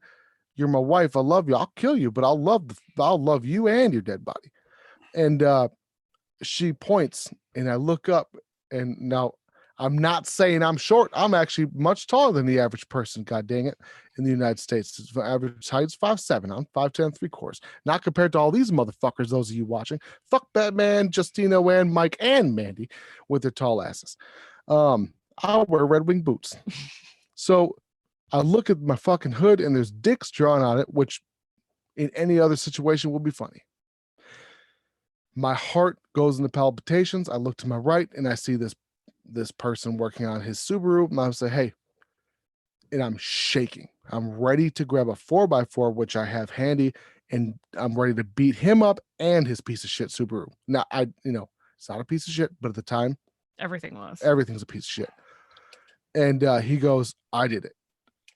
And the only reason I did not react in a physical way was because he looked at me like no hesitation in the eye and said, I did it. The part that made me mad was I didn't know that my best friend's brother, Andrew, also played a role in it. And the part, though, that shit made me mad. What made me hurt was that Tyler, my best friend,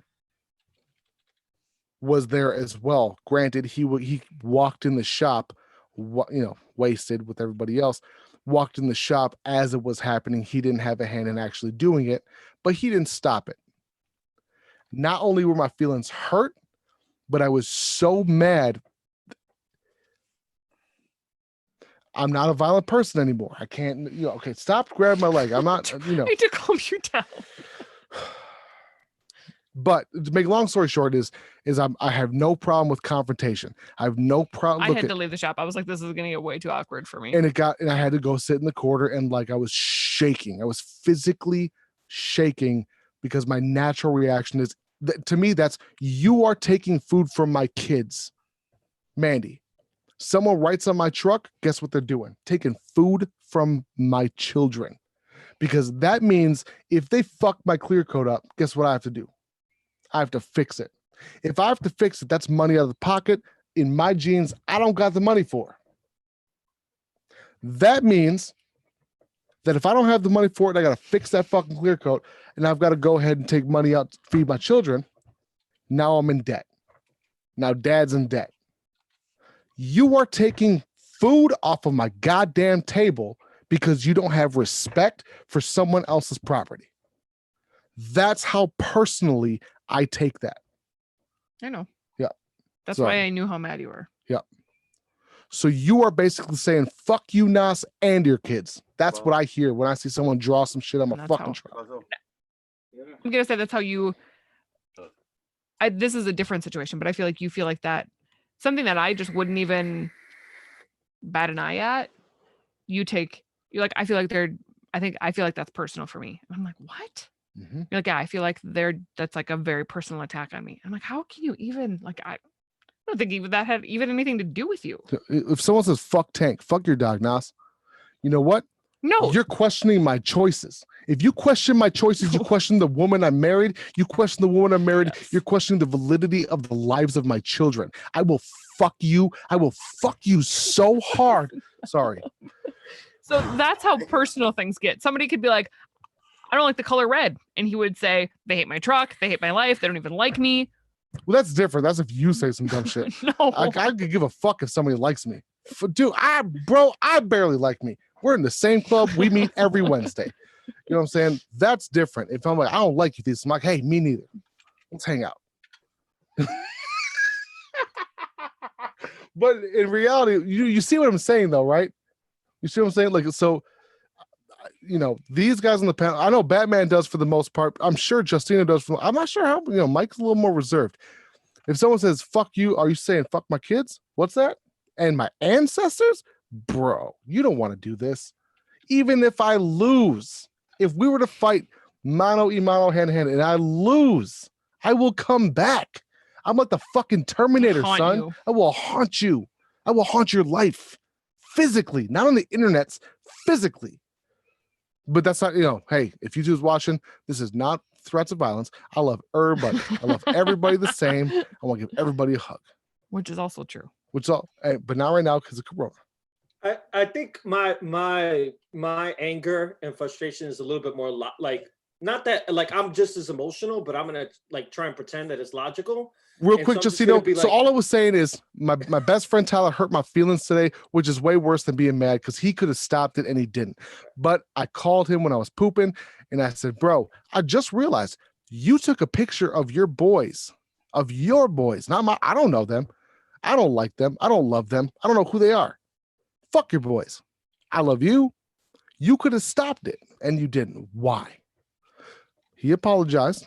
He explained the situation. It was better I wasn't there, but it got worked out. And I feel like I'm very proud of that. You know, me as a person, that normally doesn't happen. So I appreciate stuff like that. Go ahead. I think you handle yourself, I think with restraint, right? You were able to like calm yourself down. I get so crazy that I have to walk away because I'm not trying to do that in my life at my age anymore. And I think my wife appreciates it. Like I have to do that, like, because I got to be around for my family. But I think that like in that situation, I would have been like, okay, well, if you mess my clear coat, this is however much it costs. You're going to give me that money now? You're going to give me that money? That he offered that. I was going to say that was definitely a conversation. That he offered that. Okay. And I would have been like, yeah, okay, good. So let's figure that out, right? Because like, that's really like, at the end of the day, like your beef with your boy is perfectly warranted because he watched, like if he was there. Yeah. But the dude who did it, dude, you're going to pay for that. Like. The dude who did it, he said, I did it. Yep. Oh, 100%. He's like trans pride. I'm like, you know, I'm not a huge Pontiac fan. And it was on the windshield, but you know, hey, I like Pontiac. I like trans. Give me the money. Yeah. I'm like, and it was funny. Like, look, if it was our Jeep that I'm gonna jump eventually, anyway, like, and I mean physically jump for YouTube videos, I would have helped you. I would have grabbed Sharpies. That's funny as fuck. You're doing it to myself, my life savings, and therefore you're saying I don't want your children to eat food. It's the same thing. It's the same thing to me. Sorry. No, I keep going back to you guys when we first met. This is his. I keep going back to this. I don't know if this is relevant or not, but when we lived in Roseville and we were at the gas station, there was this super cute blonde that worked behind the counter, and we like developed a relationship with her. And we stopped into the gas station. Southern. We stopped at the gas station one day and there was nobody else in the gas station except for this like scary guy. And you said you walked in and you could see that she was nervous and the situation looked sketchy. So he literally does this. He walks up next to the guy and goes like this. Yeah. To make sure old girl was okay. And just like stood there and next to the guy until he walked out of the gas station.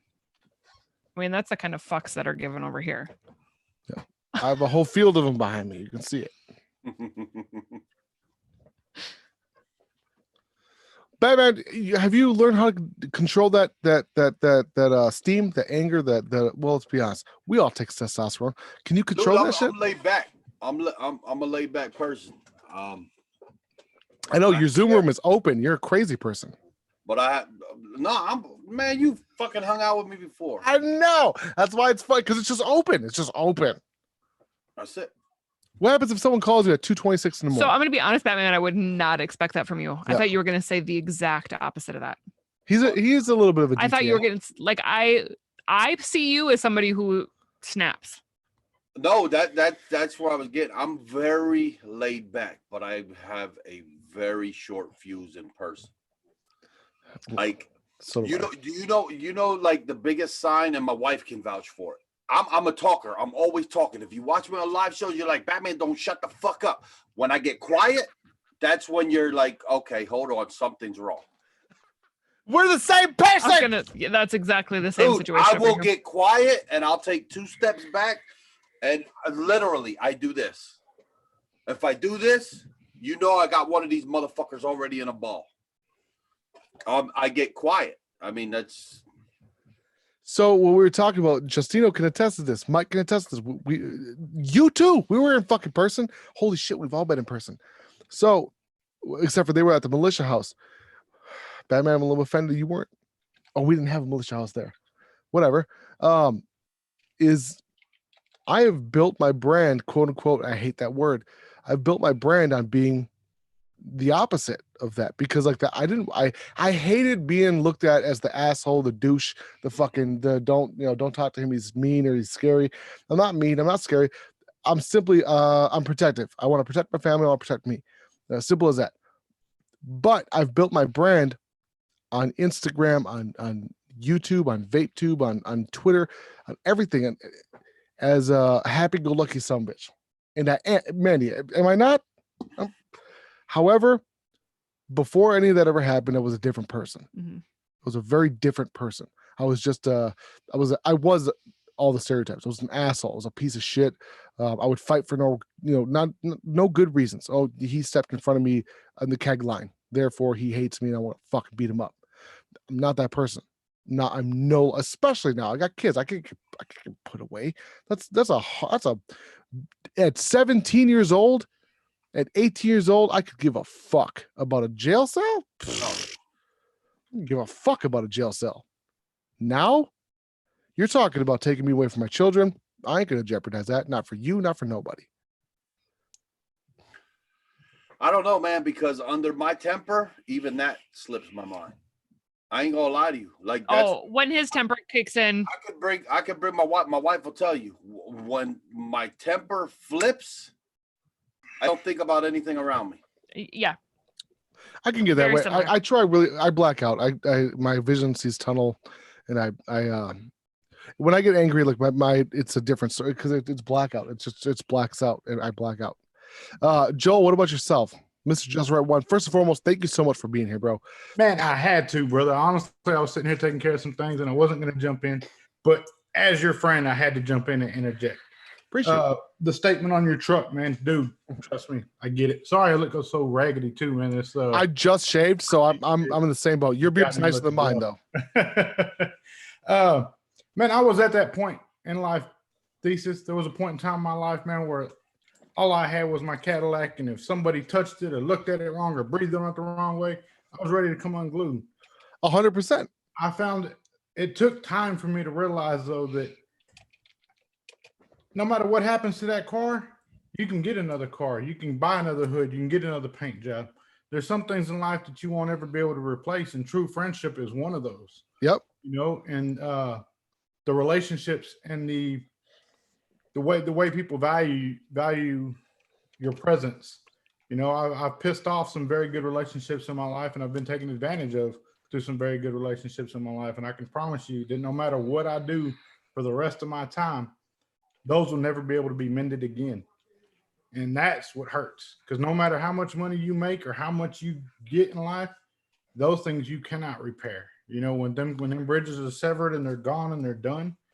And dude, I promise you everything you're saying, it resonated deep with me, because that was me 12 years ago, 13 years ago. I was the exact same way, man. Like I didn't give a dude. All sense of reasoning went away over materialistic things. No, brother, that truck, I know it's your baby. I know, but you're driving down the road one day and a log falls off the back of a truck and wipes out that fucking truck. You can't lose your shit and go crazy on the guy driving the truck because the log come off. You know what I mean? You're gonna have to realize that, hey, you're gonna have to replace that truck. And the only reason I jumped on, man, was to let you know that I'm gonna pray for you a million times over, brother, that phase, it'll pass. You know what I mean? But that's just gonna take time. And unfortunately for me, it was me losing something that I could never get back. You know, the relationships that I could never remend or conversations that I could never have again. To realize that the materialistic shit, the money, the chains, even, man, there's things that it's just materialistic.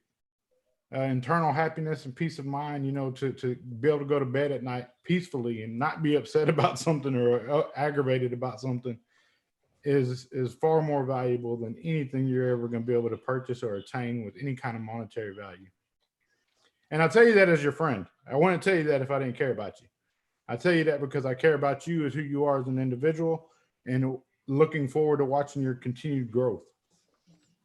But I appreciate the fuck out of that, man. I appreciate the fuck out of that. I wish somebody would go back 13 years ago and had this conversation with me then. You know, I'd be so much further in life had somebody set my ass down and be like, look, you can buy another car, you can buy another house, you can buy anything materialistic, you can buy another one. There's some things that money's never going to be able to replace. And you know this firsthand too, you know? 100%. That's kind of what I've never, how do I say that? I've never had a problem with confrontation. But I feel like now I won't do that. I won't put my family at risk for confrontation that I don't feel it's necessary. Even when you're really mad, and you get way more mad, you get way more mad than I do over little shit. I let, as much as I can, I let little shit go. And listen, I get called a fucking douche monkey on Instagram and on YouTube on a constant basis. I've always had the offers open. I've always offered, hey, if you want to say that to my face, I will be at this expo at this date at this time. I promise you. I'm daring you to say that shit to my face. Not because I'm going to get fucking mad, but because I know you won't. No, and because that's an attack against your integrity too, you know, and who you are and what you believe in and what you stand for as a man, you know. So therefore, I'm the same way. That's what I like about expos, man, because everybody got something negative to say until you smell that cologne. When you smell the cologne, your whole attitude changes. God damn it. You know what I forgot is that Joel's also 6'9" and shit. Son of a bitch. It's just one of those things, man. I get that aspect of it. I do. But when it comes to materialistic things, I'm not going to lose I may say something to make you think I'm really upset, but shit, it can all be replaced. Hell yeah. You know, you like it can all be replaced, man. One way or another, it'll happen. Honestly, tonight we sit here, the words have been said and the air has been cleared. Oh, 100%. And the friendship is like, I knew this is the thing. I knew he was going to call Tyler because he's his best friend. Yeah. And he's like, I just need to know. And I just have to say something so I can lock that key up. And it's done. And we're done with it. Otherwise, I tried to nap. I couldn't nap. And I'm notorious in my family. I have to take 20-minute power naps throughout the day, which is just one. I just need one power nap and I'm good. I couldn't sleep. I couldn't fucking take the 20-minute nap because all I could think about was like, repeat it over and over in my head. If your truck was at my house, guess what? I know, but you're also not gonna, because Joel, I completely agree with you.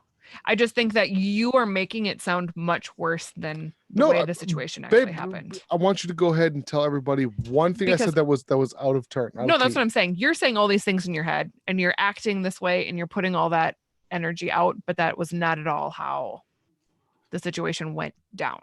Well, tell me how it went down. Well, because it literally was 30 minutes. And it was like, did you do this? And he was like, yeah, I did it.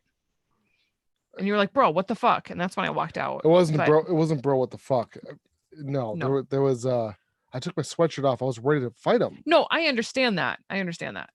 But I just want all of them to know too that at the end of the day, like this is. Oh, I thought I said that. No. It eventually got what is that called? Resolved. Yeah, it was all resolved. But that was the whole point of the conversation. Is it We talked it out. Mhm. That's not true. We didn't talk it out. I went in the corner and I literally talked myself down from putting a 4x4 in somebody's teeth. Like, let's be real about. Like, yeah, no, I know not that's a- how that could have went. That's not fake. That's not. You were there and you were so scared you left I the know. shop. I know. You didn't leave from what is that called? No, but I'm saying. Awkwardness. You left because you Okay. knew. Sorry. See, exactly. This is the reaction he's having, and he's this mad inside. But that wasn't. I think you held yourself together a lot better than you're. And saying. kudos to your friend for having the balls to tell you that he did it. Yeah, well, no, that's the thing is I didn't know the guy. I met him one time in my life, and I wasn't sure how to feel about him then. You know what I mean? And that part made me mad. It wasn't being mad doesn't upset me. And I know that sounds weird. Being mad is something that happens like that. It's done eventually. I had hurt feelings, which lasts a lifetime to me. Because my best friend saw it happen, didn't do shit. And he admitted to it. He was like, hey, I thought it was funny at the time. I woke up in the morning. I was like, fuck, that was not a good idea. And it was simple as that. I'm like, hey, the fact that you looked me in the face, FaceTime or not, the fact that you looked me in the face and you said that and you admitted to it, that's a whole different situation. It's a whole different story. You know what I mean? Yes, sir. Yeah. Joel, my favorite colors are red and black, and it hurts my feelings that your favorite colors are red and black.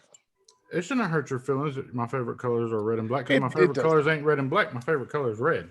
My favorite colors is just red. I had to add the black because you existed. My other favorite color before green existed was what? I won't even say it. What? Green. What color green? Like lime green. John Deere Oh, green. John Deere green. John You own a lot of bright green. Deere fucking green. And then green comes and his bitch ass won't go live. I've offered the man $1,000. That's not true. Hold on, that's not true. That's not true. Can I ask a question? Yeah. Is everybody in here except for Mike Mexican? I'm white. No, because Are you really?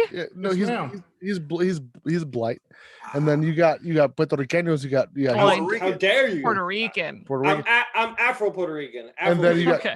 Justino, who's Afro Puerto. He's New York, Mandy. I know you don't know what that means, but New York is only Puerto Ricans. They stab everybody. And then you got Mike, he's honorary Mexican. Yes. Because he's from California.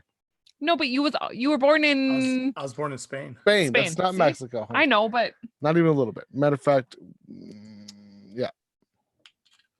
Yep. I am white. And the reason why I know that I'm white is because you take the race of your father legally. No By shit, legal really? definition, you take the race of your father. So if your dad was white and your mother's Hispanic, legally you are considered Caucasian. My dad is Mexican. That's fucked up because I'm half Native American. No, sir, you're Mexican. Your dad's That's- Mexican. That's crazy. I did not know that. Because on your driver's license, they don't put he's half Mexican, half Indian. Yeah, or that's nothing. right. They My just put one. license says Hispanic heritage. Yep. I never even thought about that. That's the same Have you done the thing. 23andMe DNA thing? No, I don't want the would police love using to. my shit for a fucking murder scene. I know how that That's the works. same thing with my mother. My mother's Italian, and on my driver's license it has I'm Hispanic. Which is funny because when I meet you, you look like one of those corn-fed white boys who That's good. almost made it into Like the that. NFL. You know why? Because it gets them sneaky motherfuckers that stand over in the corner and start talking shit in Spanish, and then I turn around and flip it on them and say, "Yo, I understood every fucking thing you said." That's my life. You just explained my life. Bro, when I walk up to a Mexicano or a Puerto Ricano or Cubano, doesn't matter. And I'm like, hey, they're like, what's your name? Zach. And I'm like, Ignacio Briseño. And they're like, what? I'm like, that's right. I've been listening to your conversation for the past 45 minutes. Fuck you talking about? I gotta go pee pee. So 420, what'd y'all do to celebrate the day of 420? you missed the first half, bro. oh, our oregano is gone already. We're Italian too, bro. You know what? Because we call it oregano because it's YouTube, and Italian means you're not low, but you're high up on the food chain. Interesting fact, I don't partake. Neither do I. I don't do know that He shit. usually does either. That's Me neither. But I do man, not. Mandy does, and she made me. She's like, I won't give you a blowjob. if you don't-" Whatever. What You- I think's really what I think's hard. funny is that everybody wants to celebrate the date of 420. Like It's they don't do Hitler's it the rest of birthday. the fucking year anyway. They do it all year any damn way. So it's like we're gonna have a holiday to celebrate the day that we do every day. Do you know? Does anybody know where that came from? Hitler's birthday. What? Is it? I think it is. Does anybody know where where 420 started? Like why? There was a guy by the name of Richard Mallard, aka Vaping with Twisted 420. His birthday. It was happened to not be Richard on Matt. 420. He won't even he won't even reply to me via Facebook or text message. He won't even pick up my phone call. But it's his birthday today, so that's where the holiday came from. It is not his birthday, is it? Yes, it is. Get the fuck seriously? Yeah, 100%. That bitch. I just texted him to it. Listen, if you look at our text thread on our phones, on iPhones, because he doesn't have he's got Android because he's a fucking loser. If you were to look, it's a one-way conversation. If I text him a 7-page text, I'll hear from him 6 months later and it'll say, "Oh shit," and that's all it'll say. That's it. Joel, am I fucking lying? No, you know what that comes from, don't you? So much Side weed. effect number 1, short-term memory loss. You know what? Little does anyone know, the mutant was supposed to be a quadruple coil, and he forgot what he was doing. Just came out of triple. Is that the big, huge? No, that's the Mason. No, and what's funny is that everyone talks shit about the triple. I finally just tried the triple back it would have been November, October, November, sometime that time. I thought it was fine. I was like, why is everyone talking shit? 3 coils. Like, you guys are just mad. I've known Twisted, so I've known Richard. I've known Twisted since Twisted Child speaker reviews. Joel, you've known him for roughly the same amount of time, correct? We've known each other. Truth be told, we've run in the same circles for many years. We just never been formally introduced to each other. Formal introduction came. He was actually at a buddy of mine's stereo shop. A very dear friend of mine owns a shop here in town, and he come in to drop off some flyers for a sound off or something. And I knew he was doing vape videos at the time, so I hit him up. I was like, "Hey, man, you got to check out this e-liquid." At the time, it was the E-Juice to Die For was the name of it. I was like, "You got to check this stuff out, man." He said he gave that website a 4 out of 10. Do you remember that? I have no idea. So I watched him before he ever put a vape video up. I was one of his 56,000 subscribers at the time, and my feelings were genuinely hurt when he stopped replying to me last May. And I could tell you the fucking day it was. Well, I can't, but the month was May. Right. And are you all right, Batman? You I'm tired? good, man. All right. It Make a just long hit story me all short of a was sudden. Huh? I like pudding. All of a sudden. Anyway. Oh, sorry. Make long story short, I missed that motherfucker. I miss it. I just miss being, dude. I could give a fuck about his vape channel. He was way funnier on his speaker channel anyway. So the point was, I was like, damn, like, and I know he had some mental. I guess from what I've heard, he's had some mental time, but which I can Did relate he to. quit vaping? No, not at Refuse? all. No. No, But he what still vapes. But is you it- got to look at it this way too. Thesis. I'm not making about or cutting for Twisted. I cut for him every day anyway, but I'm not making excuses for the man. But truth be told, I myself, you don't see me putting up as many videos or being in the public eye as much. Sometimes you have to fall back and find yourself, to give the people the very best of yourself. You do not have to tell me. Mandy is my ride or die bitch, right? Well, she rides. She rides for the most part. She won't die. Like, she only wants to go live once a week. Me, every day I knew is what I would prefer. That's just myself. But with that said, you don't gotta tell me, bro, I get it. But at the same time, when I develop a legitimate friendship, and this is not a self-promotion thing, yeah, it is. The militia specifically, I have proven via actions, not with words, that I'm a ride or die motherfucker. And I feel like sometimes Twisted, at the time at least, needed help that a lot of us couldn't offer. And if I'm speaking out at school, Joe, you know him better than I do. Please say something. Well, the best way I can get it is, if you see somebody every day, they're really not doing that well. The best friendships are those that whenever you do see each other, you pick up like you never left off. like you just seen them yesterday. That's Like if I was not to true. see Batman tomorrow, it would be just like we left at Connecticut. Mm-hmm. You know, it would be no different. Like there's no lapse in time. That's how strong Yep. good friendships are those that 100%. you don't have to water and feed every day. If I have to constantly nurture our friendship, is it really a friendship? That's something that should come naturally. I can actually attest to that because I have 2 girlfriends who are not doing well right now, like in their own lives. And I find myself thinking about it and reaching out to them a lot more than if I knew they were doing well. Yep. Well, I disagree with that, the whole situation. There's certain things I want to nurture. I guess it goes to your definition of a long time. What's your if it's a decade and you're hitting me up like, hey, what's going on? How about fuck off? A decade's no. different than 6 months. You know what I mean? Man, I got friends that have been locked up, you know, that went and did 18-year bids and come That's out. different when your friends do meth. You know what I mean? There's a difference between that and But you see locked up. Those giving each other space like that to isolate, and you don't have to sit there and constantly be with them. What Right. that allows you to grow and allows them to grow.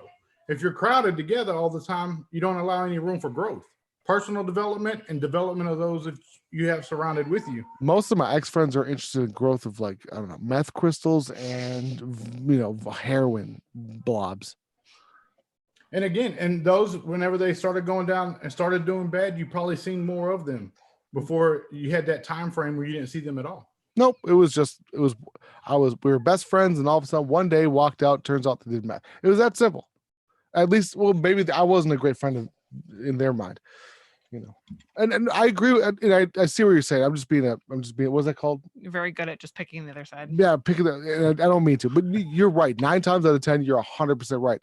It's just that where I live, a shit ton of people do meth and heroin. It sucks. I still hit them up till this day on their birthday. I'm like, hey, bro, I hope you had the happiest birthday. And they hit me back, can I borrow $16? What the fuck? You need $6?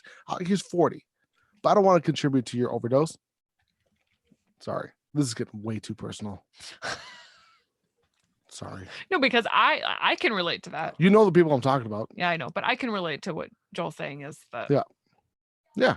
It's tough to do that. So Trust me, as being one of his really good friends and being in such close proximity to him, man, like hell, I could literally like throw a tennis ball and hit his damn house. Let me tell you the truth. The truth is I hope he's okay. He's more than okay, because if he wasn't okay, he knows that he can pick up the phone and call me at any given time. And, you know, I'd be there at the drop of a dime. He called me at 2 o'clock in the morning, 3 o'clock, whatever it is, I'm there. My brother was He's like doing- that. he's and doing He's still ended good. up dead. Because he's being himself. He's allowing himself to grow and starting to venture down other avenues and look to other things to allow himself to be who he is. I hope to God, because he's a light, and I don't mean in the community. I just mean in like the circles he runs. He's a light, and that dude is. I don't think people give him enough credit specifically for what he's done for this industry. I'm not just only community on a local scale. I mean, like, for the industry as a whole. And people say, or I've seen people say, like, if it wasn't for him, or if it wasn't him, it'd be someone else. Not necessarily. You don't want to. Like, Me necessarily. personally, I want to see him develop further than the YouTube thing. I Oh, wanna see him 100. develop He's a where he gets to TV a guy. point in life where he doesn't have to do the YouTube thing, where he can apply his talents elsewhere. And that goes for most of the reviewers that are out there, big time reviewers, man. Like, you don't want to. I like Grim Green, but I don't want to see Grim Green doing this shit when he's like 52 years old. You know what I mean? I want to see him What get about- far enough in life to where he can put that behind him and grow further on and apply his talent. You and I have talked about this. And we got a bunch of shit for it. At least I did. I assume you got shit for it, saying that you're abandoning the vape industry. No, like not even a little bit. The vape industry genuinely. Man, be good, brother. Love you, Batman. God bless you, bro. Yeah, Thesis don't shut up, so I couldn't. Ah! Good night, everybody. Look, much love. Thesis, thanks for the invite, brother. Hey, 100%. anytime, man. Oh, you know, all you got to do is hit me up and say, Batman, let's go fucking live. Talk about nothing. Let's do it. All right, Joe. Appreciate good, you, brother, brother, man. everybody. 100%. Have a good night. Stay safe. Love you, Batman. God bless. What are we talking about? No, you said we were talking about, you know, people having getting About black stepping out of the vape banning community. and- Oh, all I said, and this is before the COVID, I was recording for a new channel, youtube.com/ThesisHimself. And it got cut short because of the COVIDs. And I have full blown episodes, but I don't want to release them until, fuck it, until the truck's finished. And people saying you're leaving the vape industry, which you're no, I'm not. Like, bro, if I can, my TikTok is blowing up and it's zero to do with vaping. But if I can become a voice in a community that's not vaping and bring vaping into it, do you know how much good that would do for the community and the industry in and of itself? How much good that would do?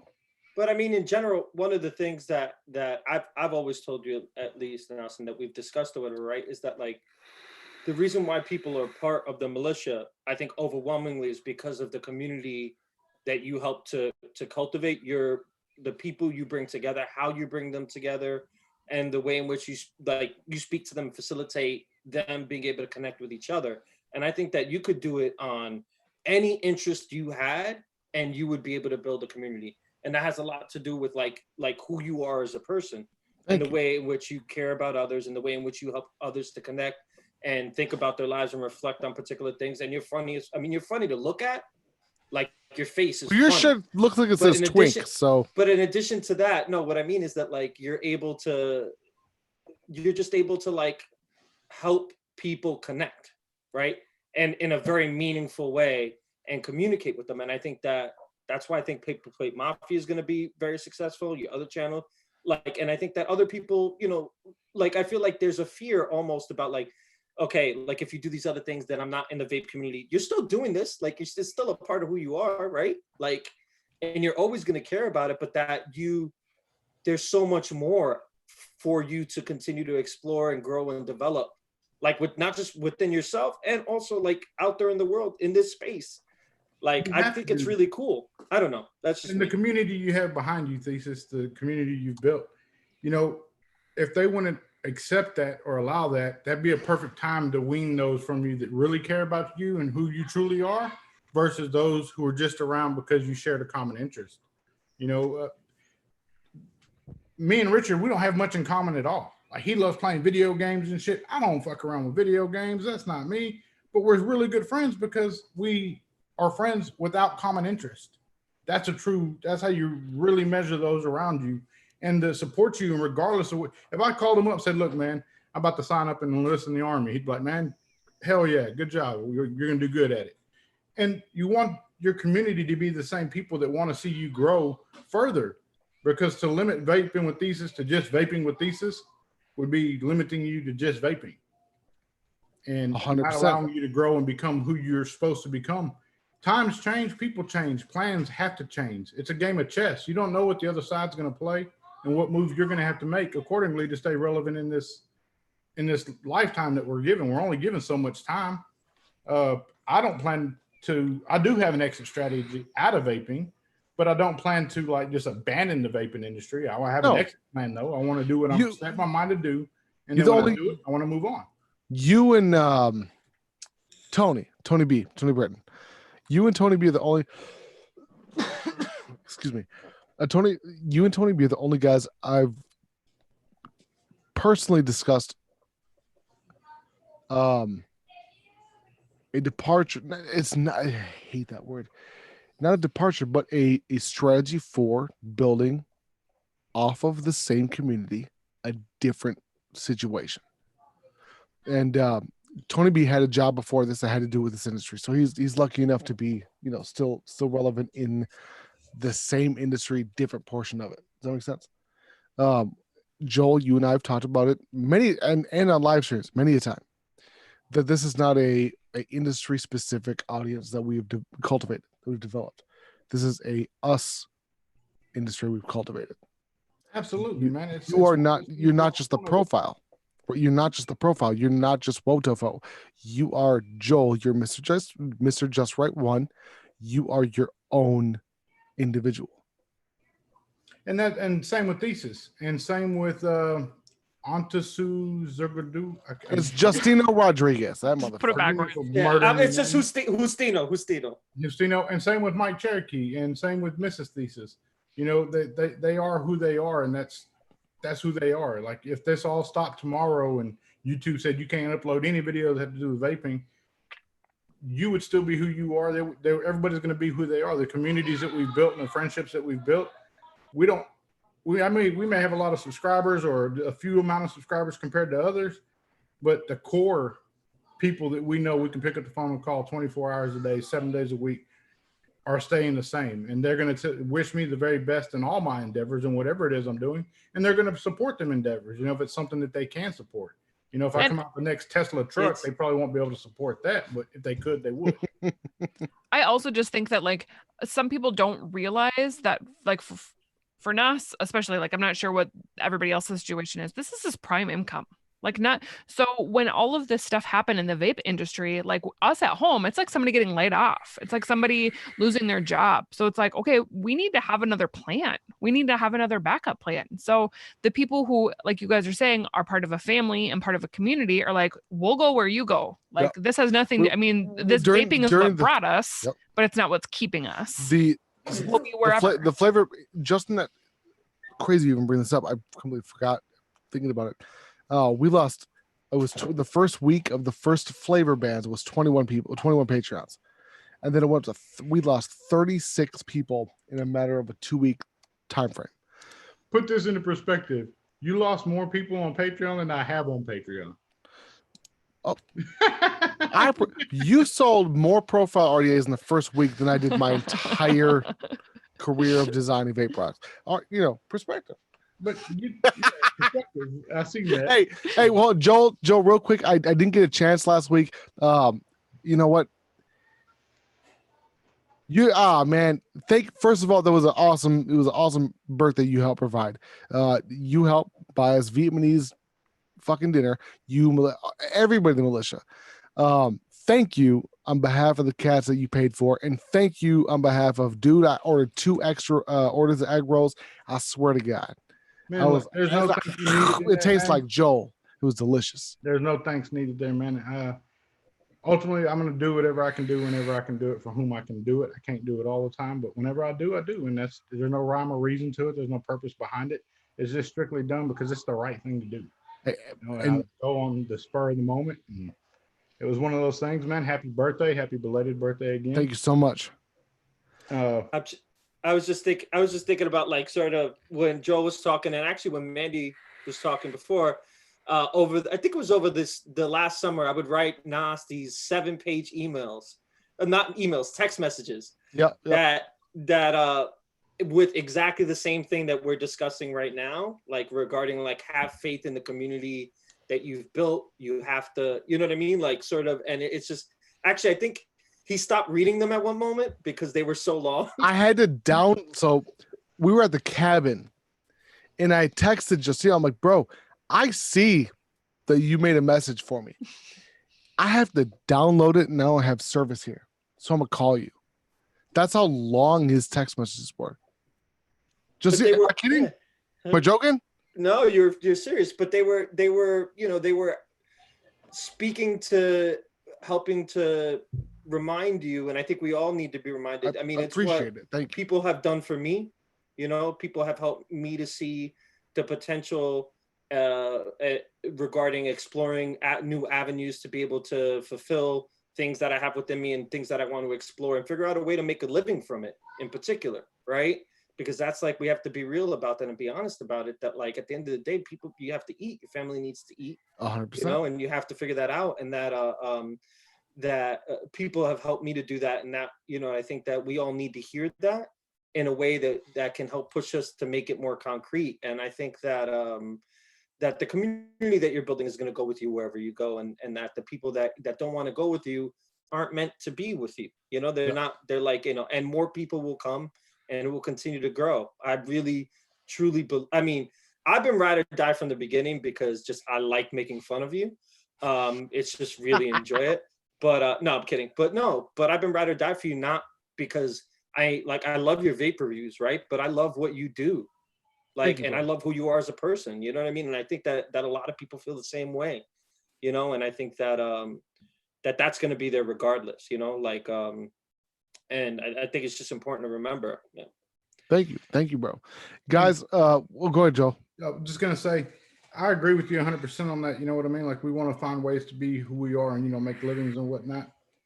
when I got into this vape thing, I had no intentions of making a monetary gain in any of it. What I You mean wanted the to do number was- one RDA of all time, asshole? What's that? What's that? Just wanted to bring about a change, you know. And I always refer to this for people that actually ever care to know. You can go to my Instagram and you can find Yep. October 17th of 2017. I put a post up and it says, "Don't remember the name, remember the change." Because what was most important to me was bringing about a change to this industry, a change to this community, the way the community is viewed and the way the community is treated. Because I still firmly believe that the community is the number one single most important thing about any of this. It's not You know what the the number two most important thing is? You The see a second chain? most important You thing see a about chain it- he's got? See a What'd chain you he's say? got? Yeah. The chain? The chain? Yeah, yours You changed. know what that's called, baby? That's What? called profile money. But I really mean that. Like, don't set out to. Passion resonates. If you're passionate about whatever it is you're doing, that's going to resonate, and people are going to gravitate towards that, and that's going to attract positive. When you put off positive energy, you attract positive energy. If you put off negative energy, you're going to attract negative energy. And the only way 100%. you're going to continue to grow is by putting off the positive vibes. And Thesis, you do a really good job of that. People seem to be really gravitated to your personality, who you are as an individual, away from an industry in general, just Thesis as a human being. Hey, first, thank you guys, both of you guys, so much. All three, Mike, for doing all the shit you do. Just as a reminder of who Joel is. When our family came up from Mexico, Okay. he was the one that I called, and he was the only one who didn't say, "Hey, I'll give you the advice, but I need $1,200." He was the only one that didn't say, "I'll give you all the information you need, Thesis. I just want 3% of your income from the barrage." He's the only one who didn't say, "I want a finder's fee for my information." Yeah, he didn't ask for it. He didn't say, he didn't, what's it called? He didn't like hint towards it. He didn't elbow, hey, I'll give you the information.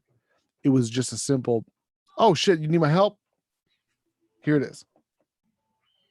So Joel, I thank you very much for that. No thanks needed, man. You know, that's He a took two-way time out street, of his though. life and he helped write the contract I ended up by sending to Asmos.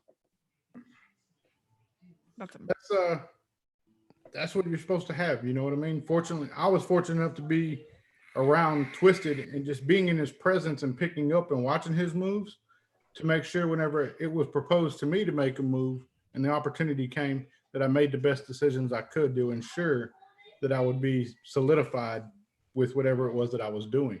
And that you're watching not just Thesis, not just myself or anybody else, but you're watching these other guys release projects and you see that project nosedive immediately after it drops or something. Pick up on that, you know, observe everybody else's moves and use that to the best of your ability to ensure that when you get ready to make a move, you're making the smartest move you possibly can. And that goes in life in general.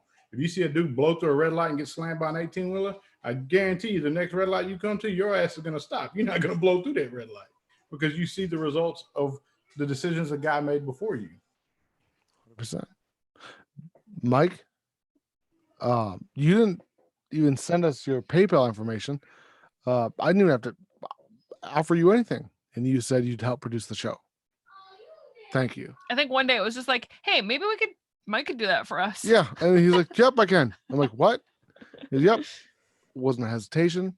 There wasn't a question. There wasn't, "Hey, can you pay me?" He said, "Yeah." Justino. Even though he says he's our most highly paid employee. Yep. He's our Because most- 0 plus 0 is still 0. It's crazy. Justino, you didn't ever have to. You joined when we were in the 20s, and dude, when I hit He 26, was gonna fly here. when I'm aware. I'm also never gonna forget, asshole. I'm not saying you asshole. He's asshole. I still want a blowjob. Fuck. I'll eat your pussy. Love it. 69. What are we talking about?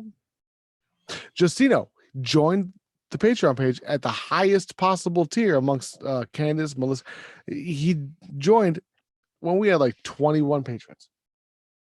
That's pretty fucking 21 $1 patrons. I mean, no, that's not true. It was like probably 15. But either way, he didn't have to. He's been here for years. Melissa, Ray, fucking Will Boy. There's so, and I'm not even gonna start naming because I'm gonna get crazy with it. Yeah, I'm gonna get all emotional. What are you doing? My ears are so hot. I know, mine are too. So just thank you, Mike. I'm not singling anybody out. I'm simply talking to the panel. Fucking Melissa, Ray, because every. Why is everyone getting mad? I don't even know. What are you talking about? Because I'm not mentioning their name. Nobody's getting It's mad. only because I'm talking to the panel. All right? Okay. Guys, I thank you so much. Batman, who's no longer here, he's with us, but that sounded fucked up. He's here, but he's not here. He's not He physically. got off the phone. He got off the phone. He got off the Zoom room. Manny's been drinking. I'm sorry, guys. Wow, how much did you give me? I'm Italian as Yeah, how Italian are you? dude. I'm like, is it me, Mario? I'm that Italian. Joel, what we're talking about is when you ingest oregano, you become really Italian on 420. Or any other day of the Yeah. year. My upper body got really heavy. Justino, Mike, Joel. Can I call you Joel, or do I have to call you Mr. Just Right Dildo?